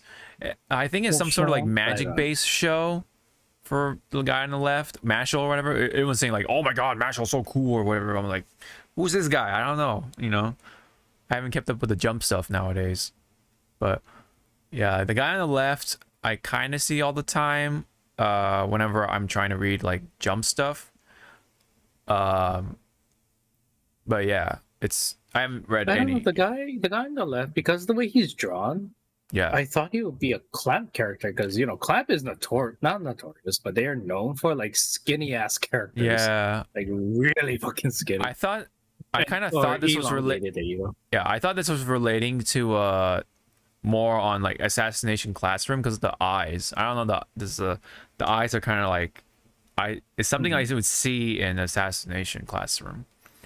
Guy on the right, I mean the very right, silver hair. I can't really point out like where he would come from, you know, or, as a comparison, right? Like what does he look like he's from? I don't know what the story on this guy is. I have no idea.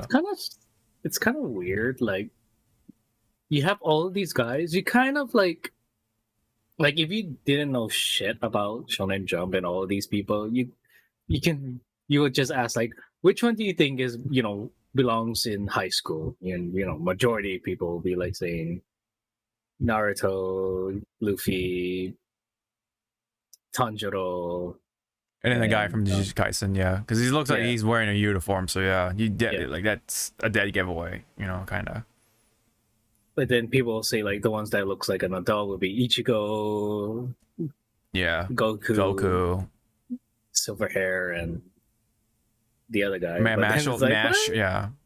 And then you go correct them. Well, Ichigo is still in high school. That's actually really funny. Yeah.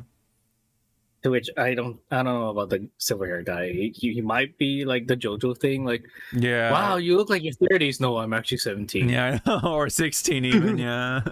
like, excuse me, I'm sorry. Yeah.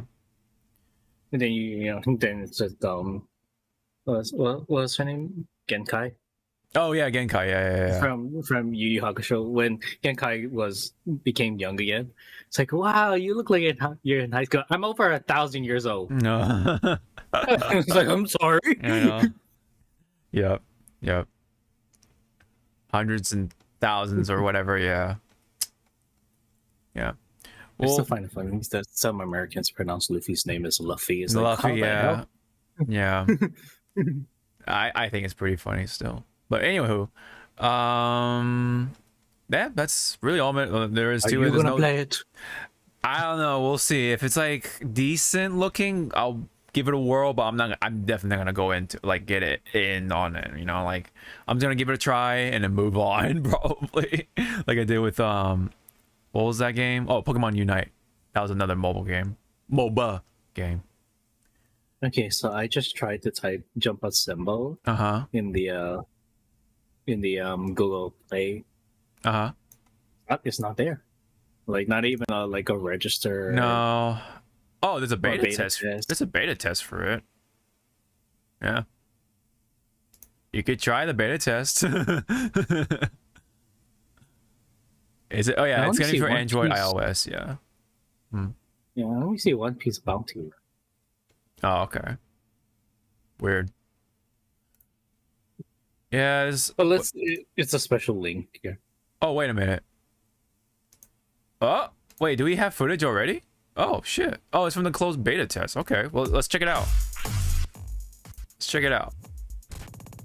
How about now, you crazy Dutch bastard? Yeah. I mean, it's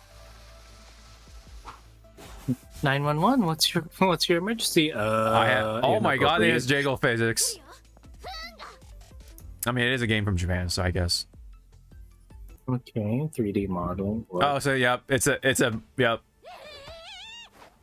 Oh, look at that. You can see like how much tapping you're gonna have to do. Oh man. Yeah, no, thank you. I'm done. Oh man. It's on mobile. If it was on PC, then I would give it a try-ish more, but yeah, if it's just on the phone, I'm not gonna do that.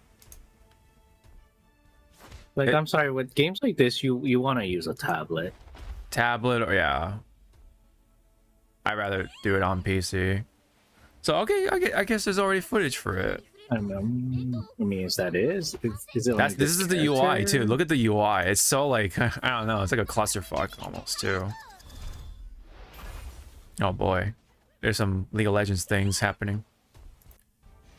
Oh, there it is. Yeah, there's some combat. Here we go. Oh yeah, see, it's League of Legends. Look at this. You have the minions. You got the little what is that? The tower?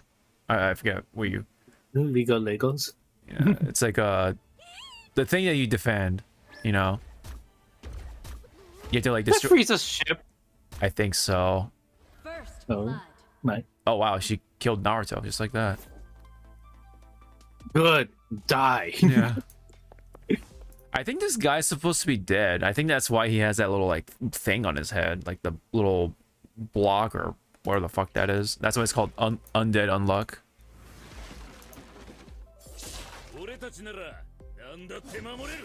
Oh, he sounds kind of cool. Pretty typical like high school punk delinquent type of delinquent or Yeah. Well, he's missing the jacket and the hat. Ponchos. yeah. Beyblade. Hey, wait. How is he keeping his sword? Does he stab himself to keep the blade, or is it just clipped into his like thing? Oh yeah, see, there's more martial stuff. Magic and muscles? What the fuck? I'm so lost. I'm very lost. Executed. The voicing is very interesting. Executed. I'm trying. Yeah. Oh, there's Luffy. Oh wow. An enemy has been slain. Yeah, it looks like this character is gonna be like pretty toxic or something. Then Luffy's gonna be like kind of mid-tier-ish, unless you go into Gear 5. Oh, there's Jujutsu Kaisen. Oh, there, oh yeah, there you go. You already have female characters in here. Oh, her arm. What the fuck? Her arm looked weird. It's okay. It's okay. Wait, like look at her We're arm. just gonna Watch. get scared. Stretch. You see that stretch? Gobble I gobble tr- no. Yeah. You saw that, right? Like that. Yep. Yeah. Like they're trying to do that thing with Arxis. With you know how like the fighters do their like moves. Oh god. Okay. Kugisaki.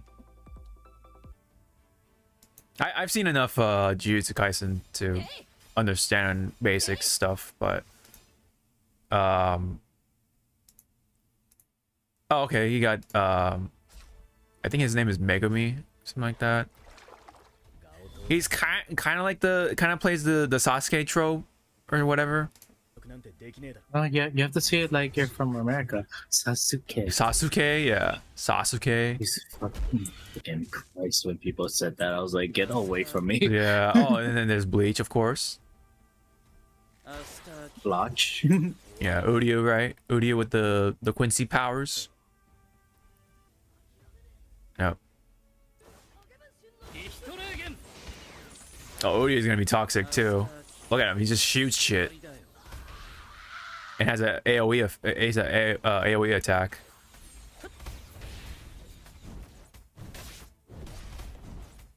It seems like the protagonist characters are like the main protagonists are like all like pretty melee based, and all the like the secondary characters are all like projectile. Although there's Orihime. Oh, so that's what they meant with support. So they're support characters. Like they do the healing, the blocking. Well, oh, I mean, like, well, this is for Assemble. The other game is different because that's a party game, Mario Party game or whatever. I mean, I don't know. Maybe she is playable. She's for some reason called a support character. Oh, what's this? Oh, okay. Oh no, she has a wall. Oh no, she's also toxic. Has a wall. Oh man. Oh, there's Nezuko right there.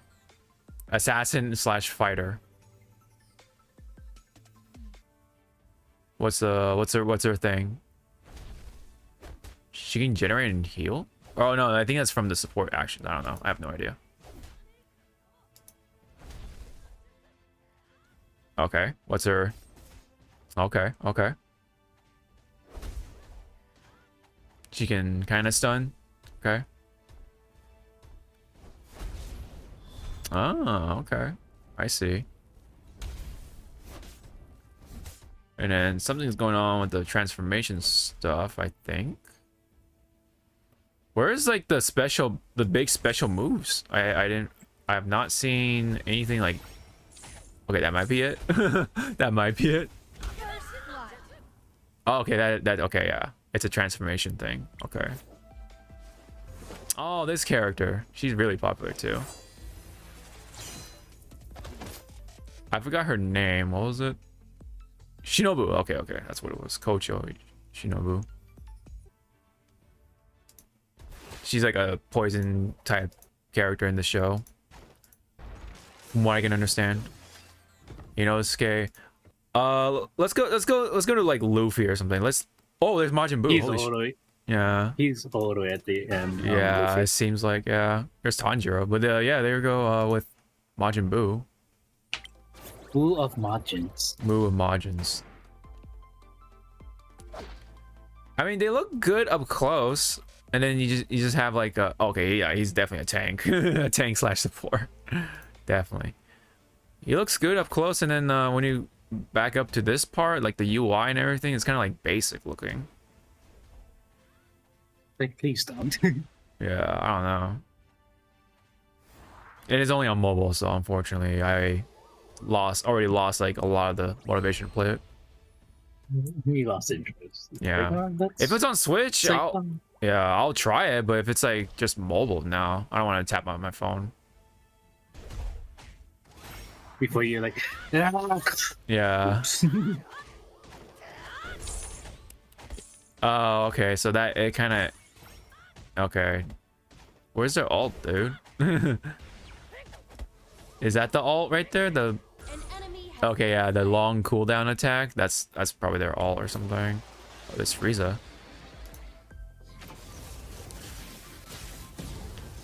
what was your face? Dude, yeah, What did you is see wrong that? with- His face was like. He's like.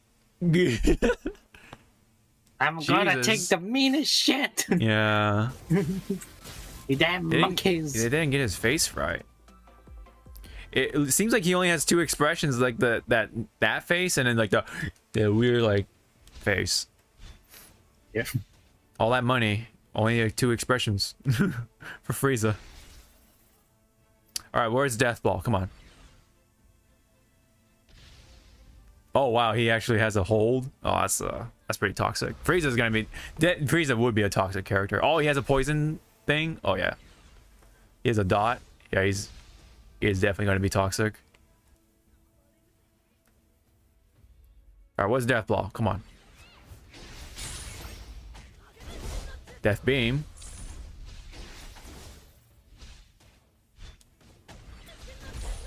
First blood. The voice is just like, I don't know. I'm trying. Yep. First blood.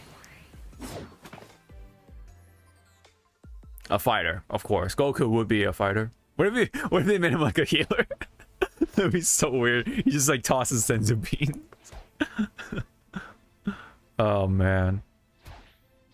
All right, we're gonna go to Luffy and then that'll be the last one. This is definitely a. This is. There's quite a bit, but yeah. Okay, Kamehameha. Oh, so you know what? They're saving all the Ultra Instant Gokus and Gear 5 Luffy's for gotcha. I'm pretty fucking sure.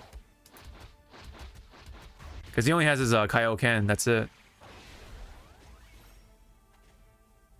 That's it. That's the basic shit. You get the basic shit from the heroes, that's it. No other forms, nothing. Naruto has the Ninetales one. Alright, let's see what Luffy's got. Luffy. Wait, Chopper? Chopper's in this? Okay. I'll respect that. He's a support character. Let me see. They gotta have a... Oh, they put Boa. Okay. Okay. I respect that choice.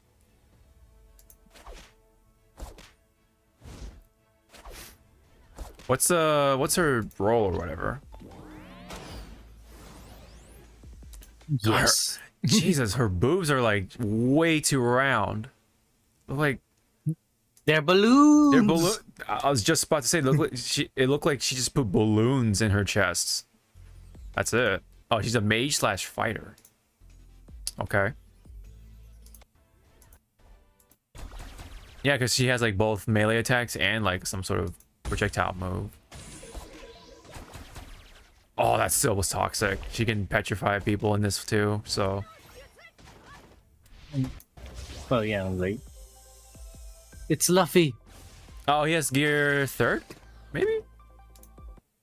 His face looks so stiff. He's just like, I don't know, man. I'm not a rubber man.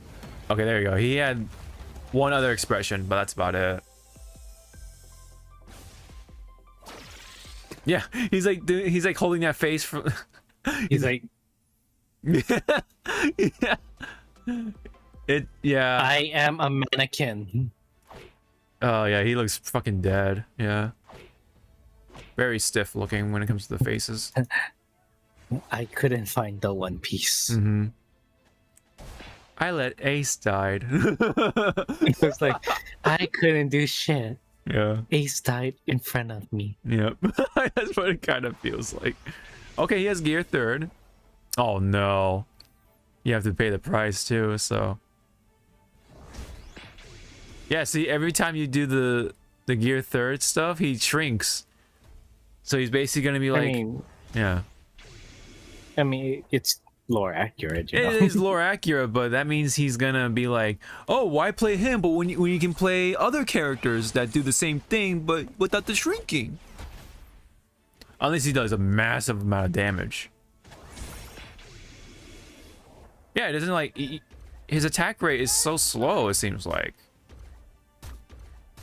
Well, I guess what you... Oh, Usopp's in it. Okay.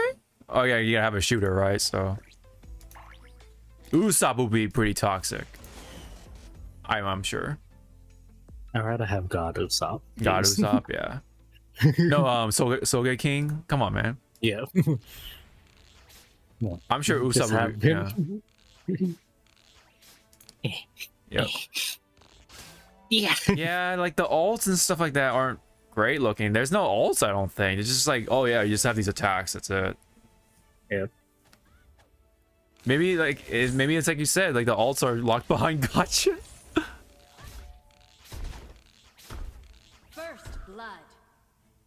I'm kind of disappointed. Oh, they have 2 Luffy's. Wait. Oh yeah. Oh my god. Oh.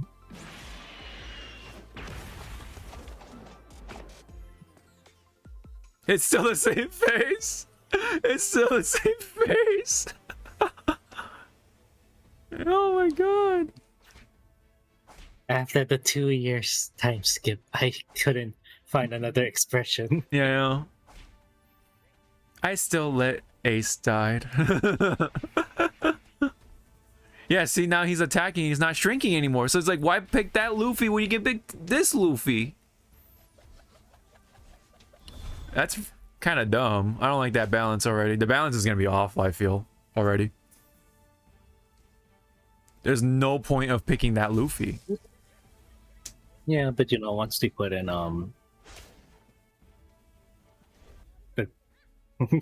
his current form into this game, I'm like, why play his old form when you have this fucking form? Yeah, that's exactly what's gonna happen. Luffy already power crept himself, which is kind of funny.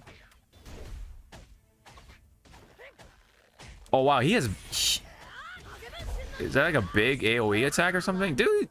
Why pick that Luffy then? Why pick the old Luffy? Oh, we don't have Zoro though. That's very disappointing. I'm very disappointed. There's no Zoro in there. Usopp made it in, but no Zoro. Trash game. Yeah. No, it is a trash game. One way or the other.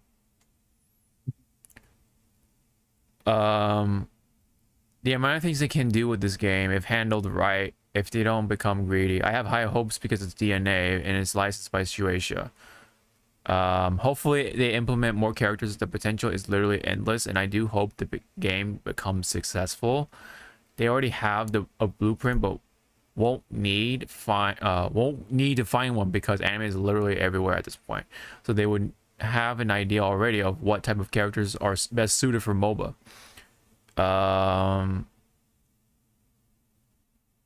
Yeah. This seems better than Pokemon Unite. I don't know, man. Pokemon Unite looked way better in animation than what we saw, man. Especially Luffy just like... Just that stiff-ass face, dude. Oh, man. It's already looking kind of low effort to me. I'm sorry. I'm sorry. Yep. Yeah, any comment?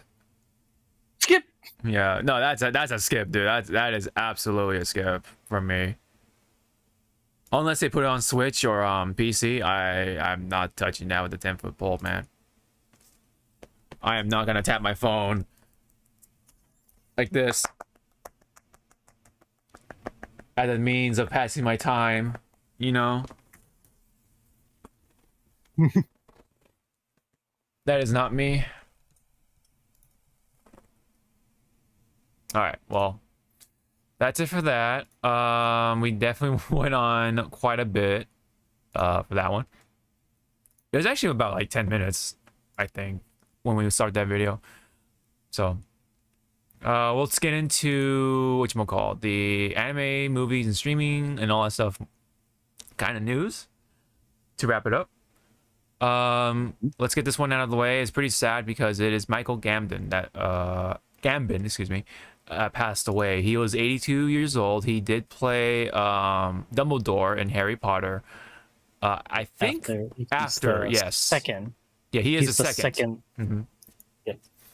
He is the one who replaced the first Dumbledore actor. I forget his name. Do you remember the actor's name? He was Sir actors. No, Richard Harris. Richard Harris, that's what it was. Yeah. Sir Michael Gambon has now also passed away at 82. So yeah, very unfortunate passing. So I mean, And if you were at Universal Studios, Hollywood, and Orlando at the Harry Potter section, there was like a ceremonial, like, what's it called? Not get together, but just a small yeah, a little tribute. gathering to pay respects Yeah. for Gambon. Yeah. I did watch the movie. I did watch all the Harry Potter movies with the guys, so I have some sort of familiarity with this actor. So yeah, very unfortunate. I mean, I believe he just passed away naturally, from what it sounds like. it didn't really say like how, you know, and stuff like that. So I guess it's just, you know, just age, you know. It was that time, I guess. It happens, you know. Dare I say, you hate to see it. So rest in peace, Sir Gambin. You know. That's all there is that's all there is to it, man. He's been around, I think, acting since, well, for movies, I believe, since the 60s. So yeah, pretty long time. Pretty long time. Alrighty. Let's talk about some anime, starting with the Shonen Jump series from long time ago, which is Kinnikuman. Kinnikuman is actually going to get a new anime of sorts. So I believe it's going to start from the Perfect Origin arc, which I'm not sure where that is. Not that I've like seen the old Kinnikuman stuff myself. I've only seen like clips of it and kind of have a very rough like understanding of where it goes and stuff like that. But it's going to be produced by, or the studio is going to be Production IG, which has been known for stuff such as Guilty Crown, Kuroko's Basketball, Blood Plus, of course, Ghost in the Shell. They got a number of things. Yeah, Psycho Pass, Haikyuu. So pretty interesting choice for Kinnikuman. So I'm happy for it. I like the Kinnikuman series, as you know, it is a wrestling based anime / manga series, right? From the, I believe it was from either the late 70s or early 80s, I believe. Pretty old, kind of like up there with Fist North Star ish and JoJo. Yep. You know. I think, well, one thing I know about Kinnikuman, it is a it's supposed to be like a parody of Ultraman, because that's kind of why he has that headpiece that looks very familiar with the old Ultraman stuff. So he's kind of like a parody of that. I think, in fact, it's a parody / like maybe a tribute. Also, like a tribute, like inspiration. Yeah. It's nothing like Ultraman for sure, but nonetheless, it is kind of like, like a mention, you know, of sorts, a homage of sorts. A long one at that. Anyway, so pretty awesome. How familiar are you with Ultimate Muscle / Fox Kids? Yes, exactly, right. I think majority of like kids saw this through Fox Kids. Yeah, with the Ultimate Muscle stuff, right? With that's the second generation too. That's the thing about it. They only know the second generation when there are fewer people who know about the first generation stuff. So this is the first generation stuff with Kiniku Suguru, and then the one we know is Kiniku Mantaro, right? Or in English dubbing, he's Kid Muscle. This is King Muscle, right? So yeah, this is King Muscle. Majority of us, well, mostly me, our generation, but the one that watched Fox Kids, we grew up with the son, and then others grew up with the dad. Yeah, exactly. I definitely watched both dubs, right? Japanese and English, and it definitely is wildly different of what kind of like vibes they're going for. Yeah. Because I believe with the son, it was more lighthearted, kid friendly. Yes. Less like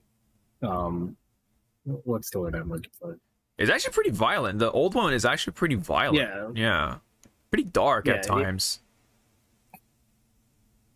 And then I remember like I saw like some parts or some things of the old one, and I was like, holy shit, what is it's like here's Samurai X and then here's Rurouni Kenshin. That's as best I can put it. It kind of is like that in a way, except the old one was like, there's a scene where Ramen Man makes ramen out of Brocken Jr.'s dad, which is Brocken, and like he literally like twists him and like just makes him into a like a dough out of him somehow. It's very strange, but the implications is very dark. Like he eats him too, and then in the manga, right, he just straight up rips him in half.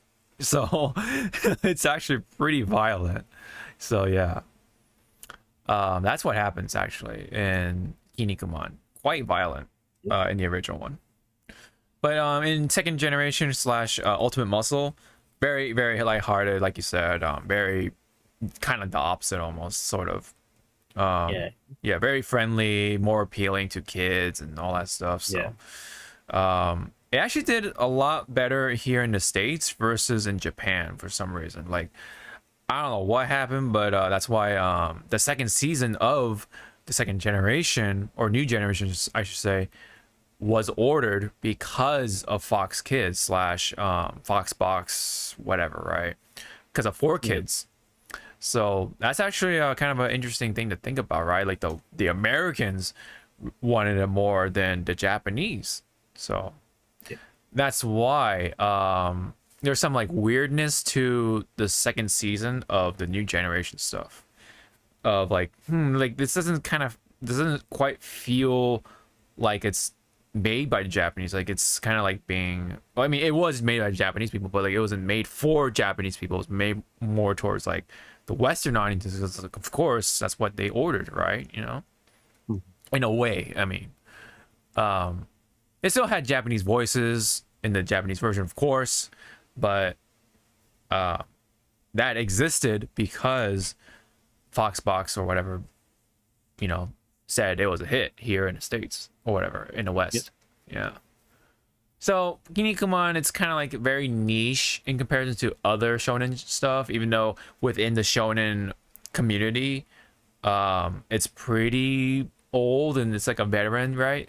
But with the new generation, like the younger audiences and stuff like that, it's kind of gets lost, right? It's pretty old. It's like it's old enough or old enough to be called too old, but it came out at the same time around ish with Fist of North Star, and people love Fist of North Star, even though like the younger audiences love Fist of North Star, you know, because of, you know, what happens there. For whatever reason, man, Kinnikuman kind of gets glossed over for some reason, you know. Of course, JoJo, people love JoJo, right? You know. Yep. But I don't know, man. Kinnikuman kind of gets the short end of the stick, you know. That's kind of how it goes. But hopefully, this will maybe rekindle interests and make new ones, make new interests, right? I will definitely give my time for it once it's out. So now, I don't think this will start from the very beginning, like it says perfect origin arc. So I think this is going to be starting from somewhere else, I think, if I'm not mistaken. But they may play like the flashbacks and stuff like that, modernize it, right? So we'll see. Was there anything else you wanted to say about Kinnikuman / Ultimate Muscle? Well, I remember, or I hope, very hopeful, because it is by Production IG. Yes. The action sequence better be top notch. Oh yes. Because you and I can agree, those action sequence in the second generation and in the first, they go wild. Yes, they do. They definitely do. They got some memorable wrestling moves, and hopefully they kind of match that sort of wildness with the you know, the modern animation stuff. You know, all the modern animated techniques picked up over the years. Hopefully that translates well with the wildness of like these moves that Kinnikuman tends to have as a wrestling anime. So yeah, I can't wait, man. You know, it's time for Kinnikuman to get the limelight that I think it deserves, right, over a number of the Shonen Jump stuff that already has had for many years. So so that's that. Pretty awesome. Oops. Let me bring this back. Here we go. So up next, speaking of anime, we do have an anime for yet another video game, which is from Capcom once again. this is Devil May Cry. So let me go ahead and mute this stuff here. Oops, sorry. There we go. And then hit this. Okay, so we can hear it, but unfortunately the stream will not hear it, just for sake of the purposes of you know, copyright stuff. So let me go ahead and play this.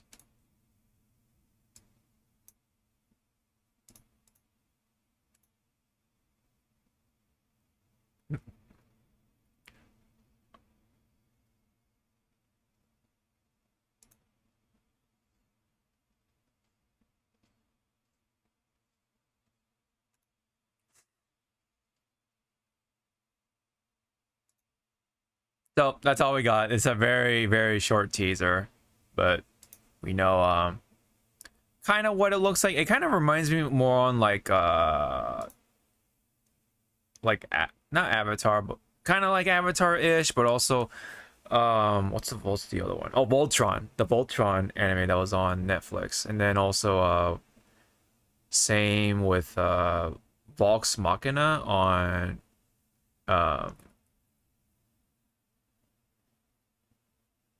oh, what was it? Oh yeah, Amazon Prime.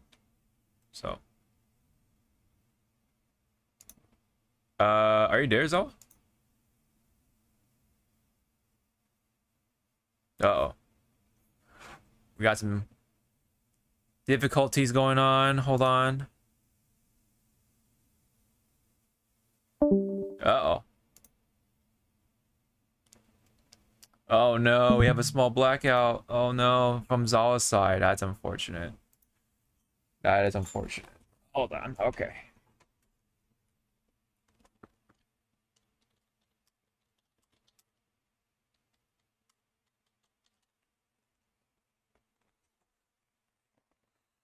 Okay. We're gonna give it a couple minutes. See what happens if it comes back real quick. Let's see. I guess I'll just have this on for right now. So I'm gonna give it a little bit for anyone who is watching.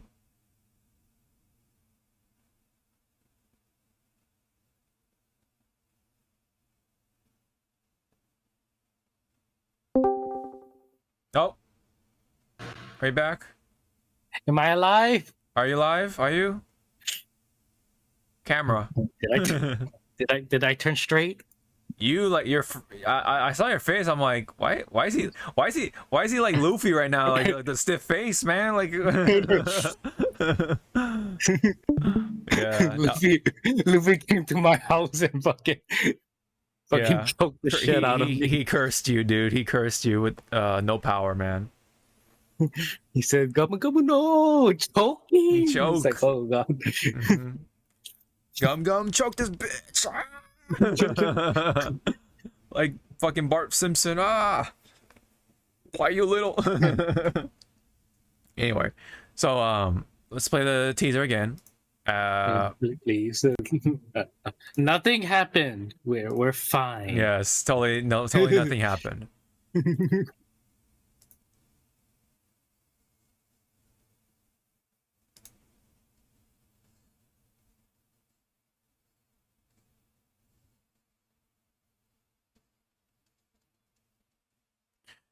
So that's it. It's a teaser. I mean, that's all we okay, get. so Yeah. you know, I'll just go. I don't like how fucking Dante looks. It's kind of a miss. Yeah. I mean, It's a miss. Like, I'm sorry. I'm gonna just outright say it, like some people said it. I like the old anime series that was out like what 10 years ago. yeah. Like that one was that one was fun. I mean, it was a little messy-ish, but that one was fun. Yeah, maybe This one, yeah. this one looks like not Dante. It looks like the face structure on it Yeah. and the way like this one screenshot looks. Change the hairstyle and change the color of the hair, and and the color of the jacket. It's fucking Nero. I don't. Yeah. The thing is that It looks like this was supposed to be Nero, but then at last second they just fucking swapped it. he just to looks be like Dante. somebody else. Yeah. Like this is supposed to be young Dante, right? So like, I'm sure. Young Dante. Yeah. Young Link. Because young Dante did not have hair like this. Yeah. Is it? And also, I Yeah. had to ask like people who really love the MC. I was like, isn't Dante's hair like silver white? And they're like, yeah. Okay, this looks like old man white. Like he's seen his years. Yeah. It's not. Yeah. It does. I don't know, man. I mean, is this supposed to be young Dante, or is this Yeah. supposed to be like I don't know. right? Like it's supposed to be like Devil May Cry like 1 Dante? Like I'm not sure. By the way, his hair does. I don't know. The hair does not speak Dante for some reason. The hair does not speak Dante. The face does not speak Dante. No, it looks like somebody trying to be Dante. Not quite like of course like what was it, DMC, right? You know, Dante. Yeah. But somebody trying to be Dino. like Dante. Kinda. For some reason. I don't know. But yeah, I mean he has See, the guns, he has the shot. sword. Yeah. That shot looks like, oh wow, it's Dante. Yeah. And then when you bring him into view, it's like, oh, who are you? Yeah. And I'm sure they're gonna bring in a different voice actor because there's been some stuff going on with Ruben Langdon. So I don't know if it'll even be a 1-to-1 at all. Like or even close to it. Let me see if we can see like the credits or whatever already. Devil May Cry. Netflix and find out who's like the voice actor for Dante, hopefully.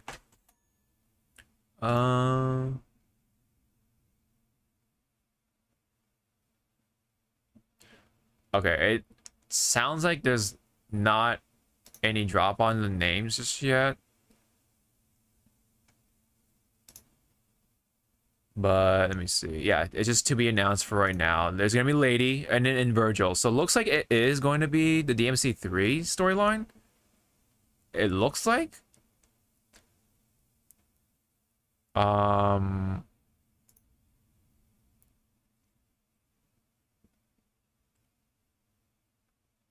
Okay. So that is based off of the video game series of the same name by Capcom, and a part of Adi Shankar's bootleg multiverse. Oh, okay, then it is Dante, but it's from a different universe. Yay, we're still doing Oh, multiverse okay. shit. Oh, so it's like a oh, okay.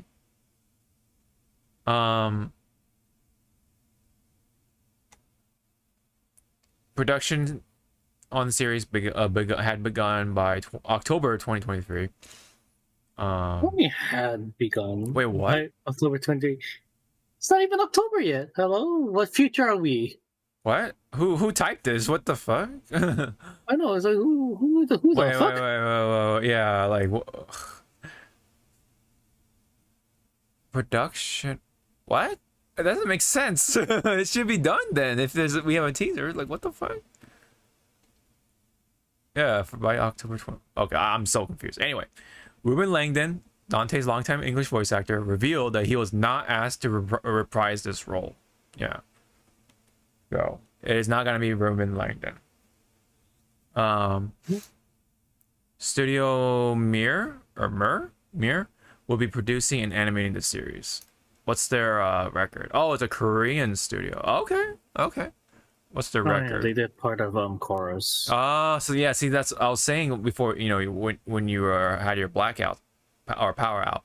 I was saying like, yeah, it reminds me of like Avatar because they did Korra, the Voltron stuff. Yeah. Young Justice. Yeah, it kind of looks Harley like Quinn. it looks like the westernized anime stuff.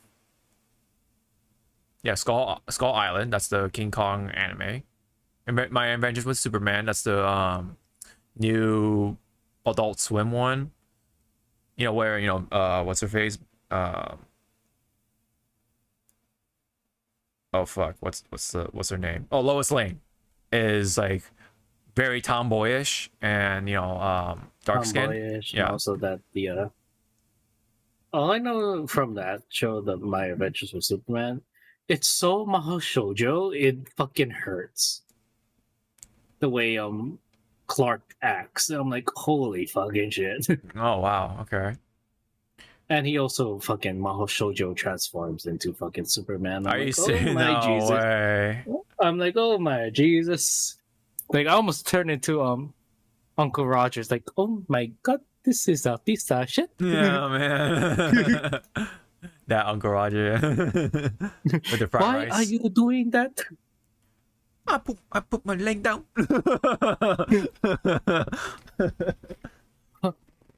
Oh my god, he said the special one MSG. MSG. Well, anyway, so yeah, it is that same studio who has made like Voltron and stuff like that, Avatar, all that stuff. I guess yeah, it's gonna be some sort of multiverse thing. I'm not sure. It's gonna be something. Bootleg multiverse. What's that going? What's that about?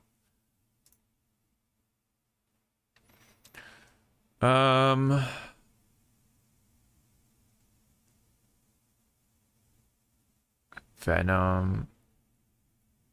Like, what does that even mean? Like, is this just like, is that another way of saying like, oh, is this just another project under my name, or is there gonna be a crossover with like all the other stuff that he has done? Like, apparently he's done The Punisher, Venom, Power Slash Rangers, excuse me. The end of Pokemon. Like, what the fuck? Like, what? Why is it like that? Written like that, the end of Pokemon. I don't know. Did the Pokemon die? I Did don't I know. miss something? Yeah. Oh, an animated fake trailer for a dark afterward to the Pokemon series in which Ash Ketchum tries to end Pokemon battles after the apparent death of his Pikachu. What the fuck? Oh, it's a fan yeah, it's a fake fan thing. Okay. I'm sorry. Everyone knows that. Oh, no. Ash- Okay, sorry. Finish what you're saying. So I'm sorry. I was like, everyone knows that Ash, aka Satoshi, is in a fucking coma. Oh my god, not that shit. Okay, so I the mean, action. it lines up. It lines up when you I think about it. guess. So what's actually the bootleg multiverse is like all the stuff we've seen on Netflix, like Castlevania. That's pretty much it. It's just Castlevania. So the Castlevania anime. I guess there's gonna be one for Assassin's Creed, Hyper Light Drifter, Assassin's Creed. and PUBG. Which is so weird. A PUBG animated series? That's so weird, dude. Yeah. Alright. Well, that's been a interesting thing of news thing of a bunch of information I've been learning about this, just from Devil May Cry. Can I just go back getting choked by Luffy with Yeah, the right. blackout again, please? Whoa there, whoa. No, anyway. We have one more anime based off of another video game, which is Lara Croft Tomb Raider, which is called Tomb Raider. The Tomb Raider: The Legend of Lara Croft. So, She's a legend, so that means she doesn't exist. maybe she died, huh?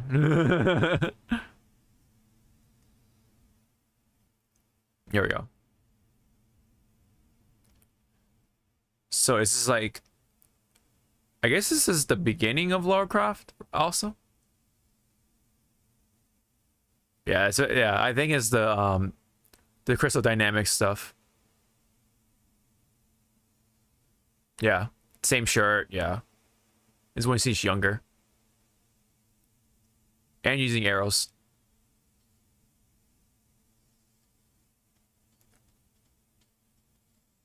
That is such a weird transition.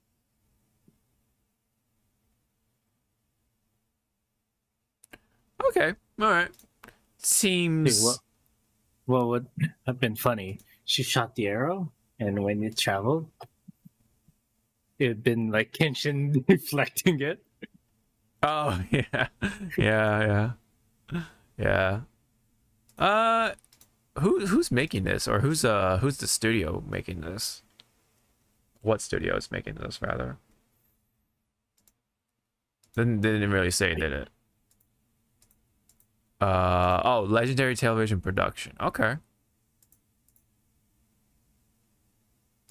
So some sort of like legendary in-house studio, I guess, making this. Not bad though. Not bad. Yeah. But the 3D or the CGI. The CGI within the is was kind of like off-putting, I guess. Yep. Little off, I guess.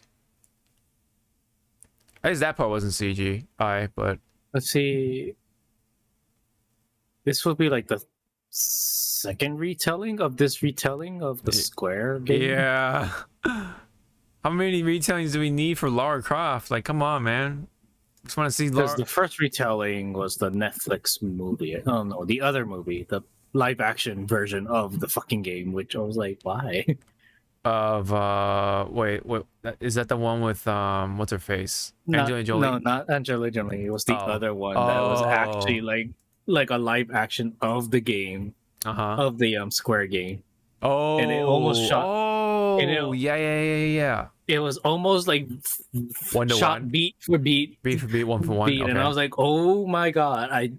It's like this is the movie. Like some people are going like with comic book movies. Why isn't it like the comics? Because you fucking seen it and read it.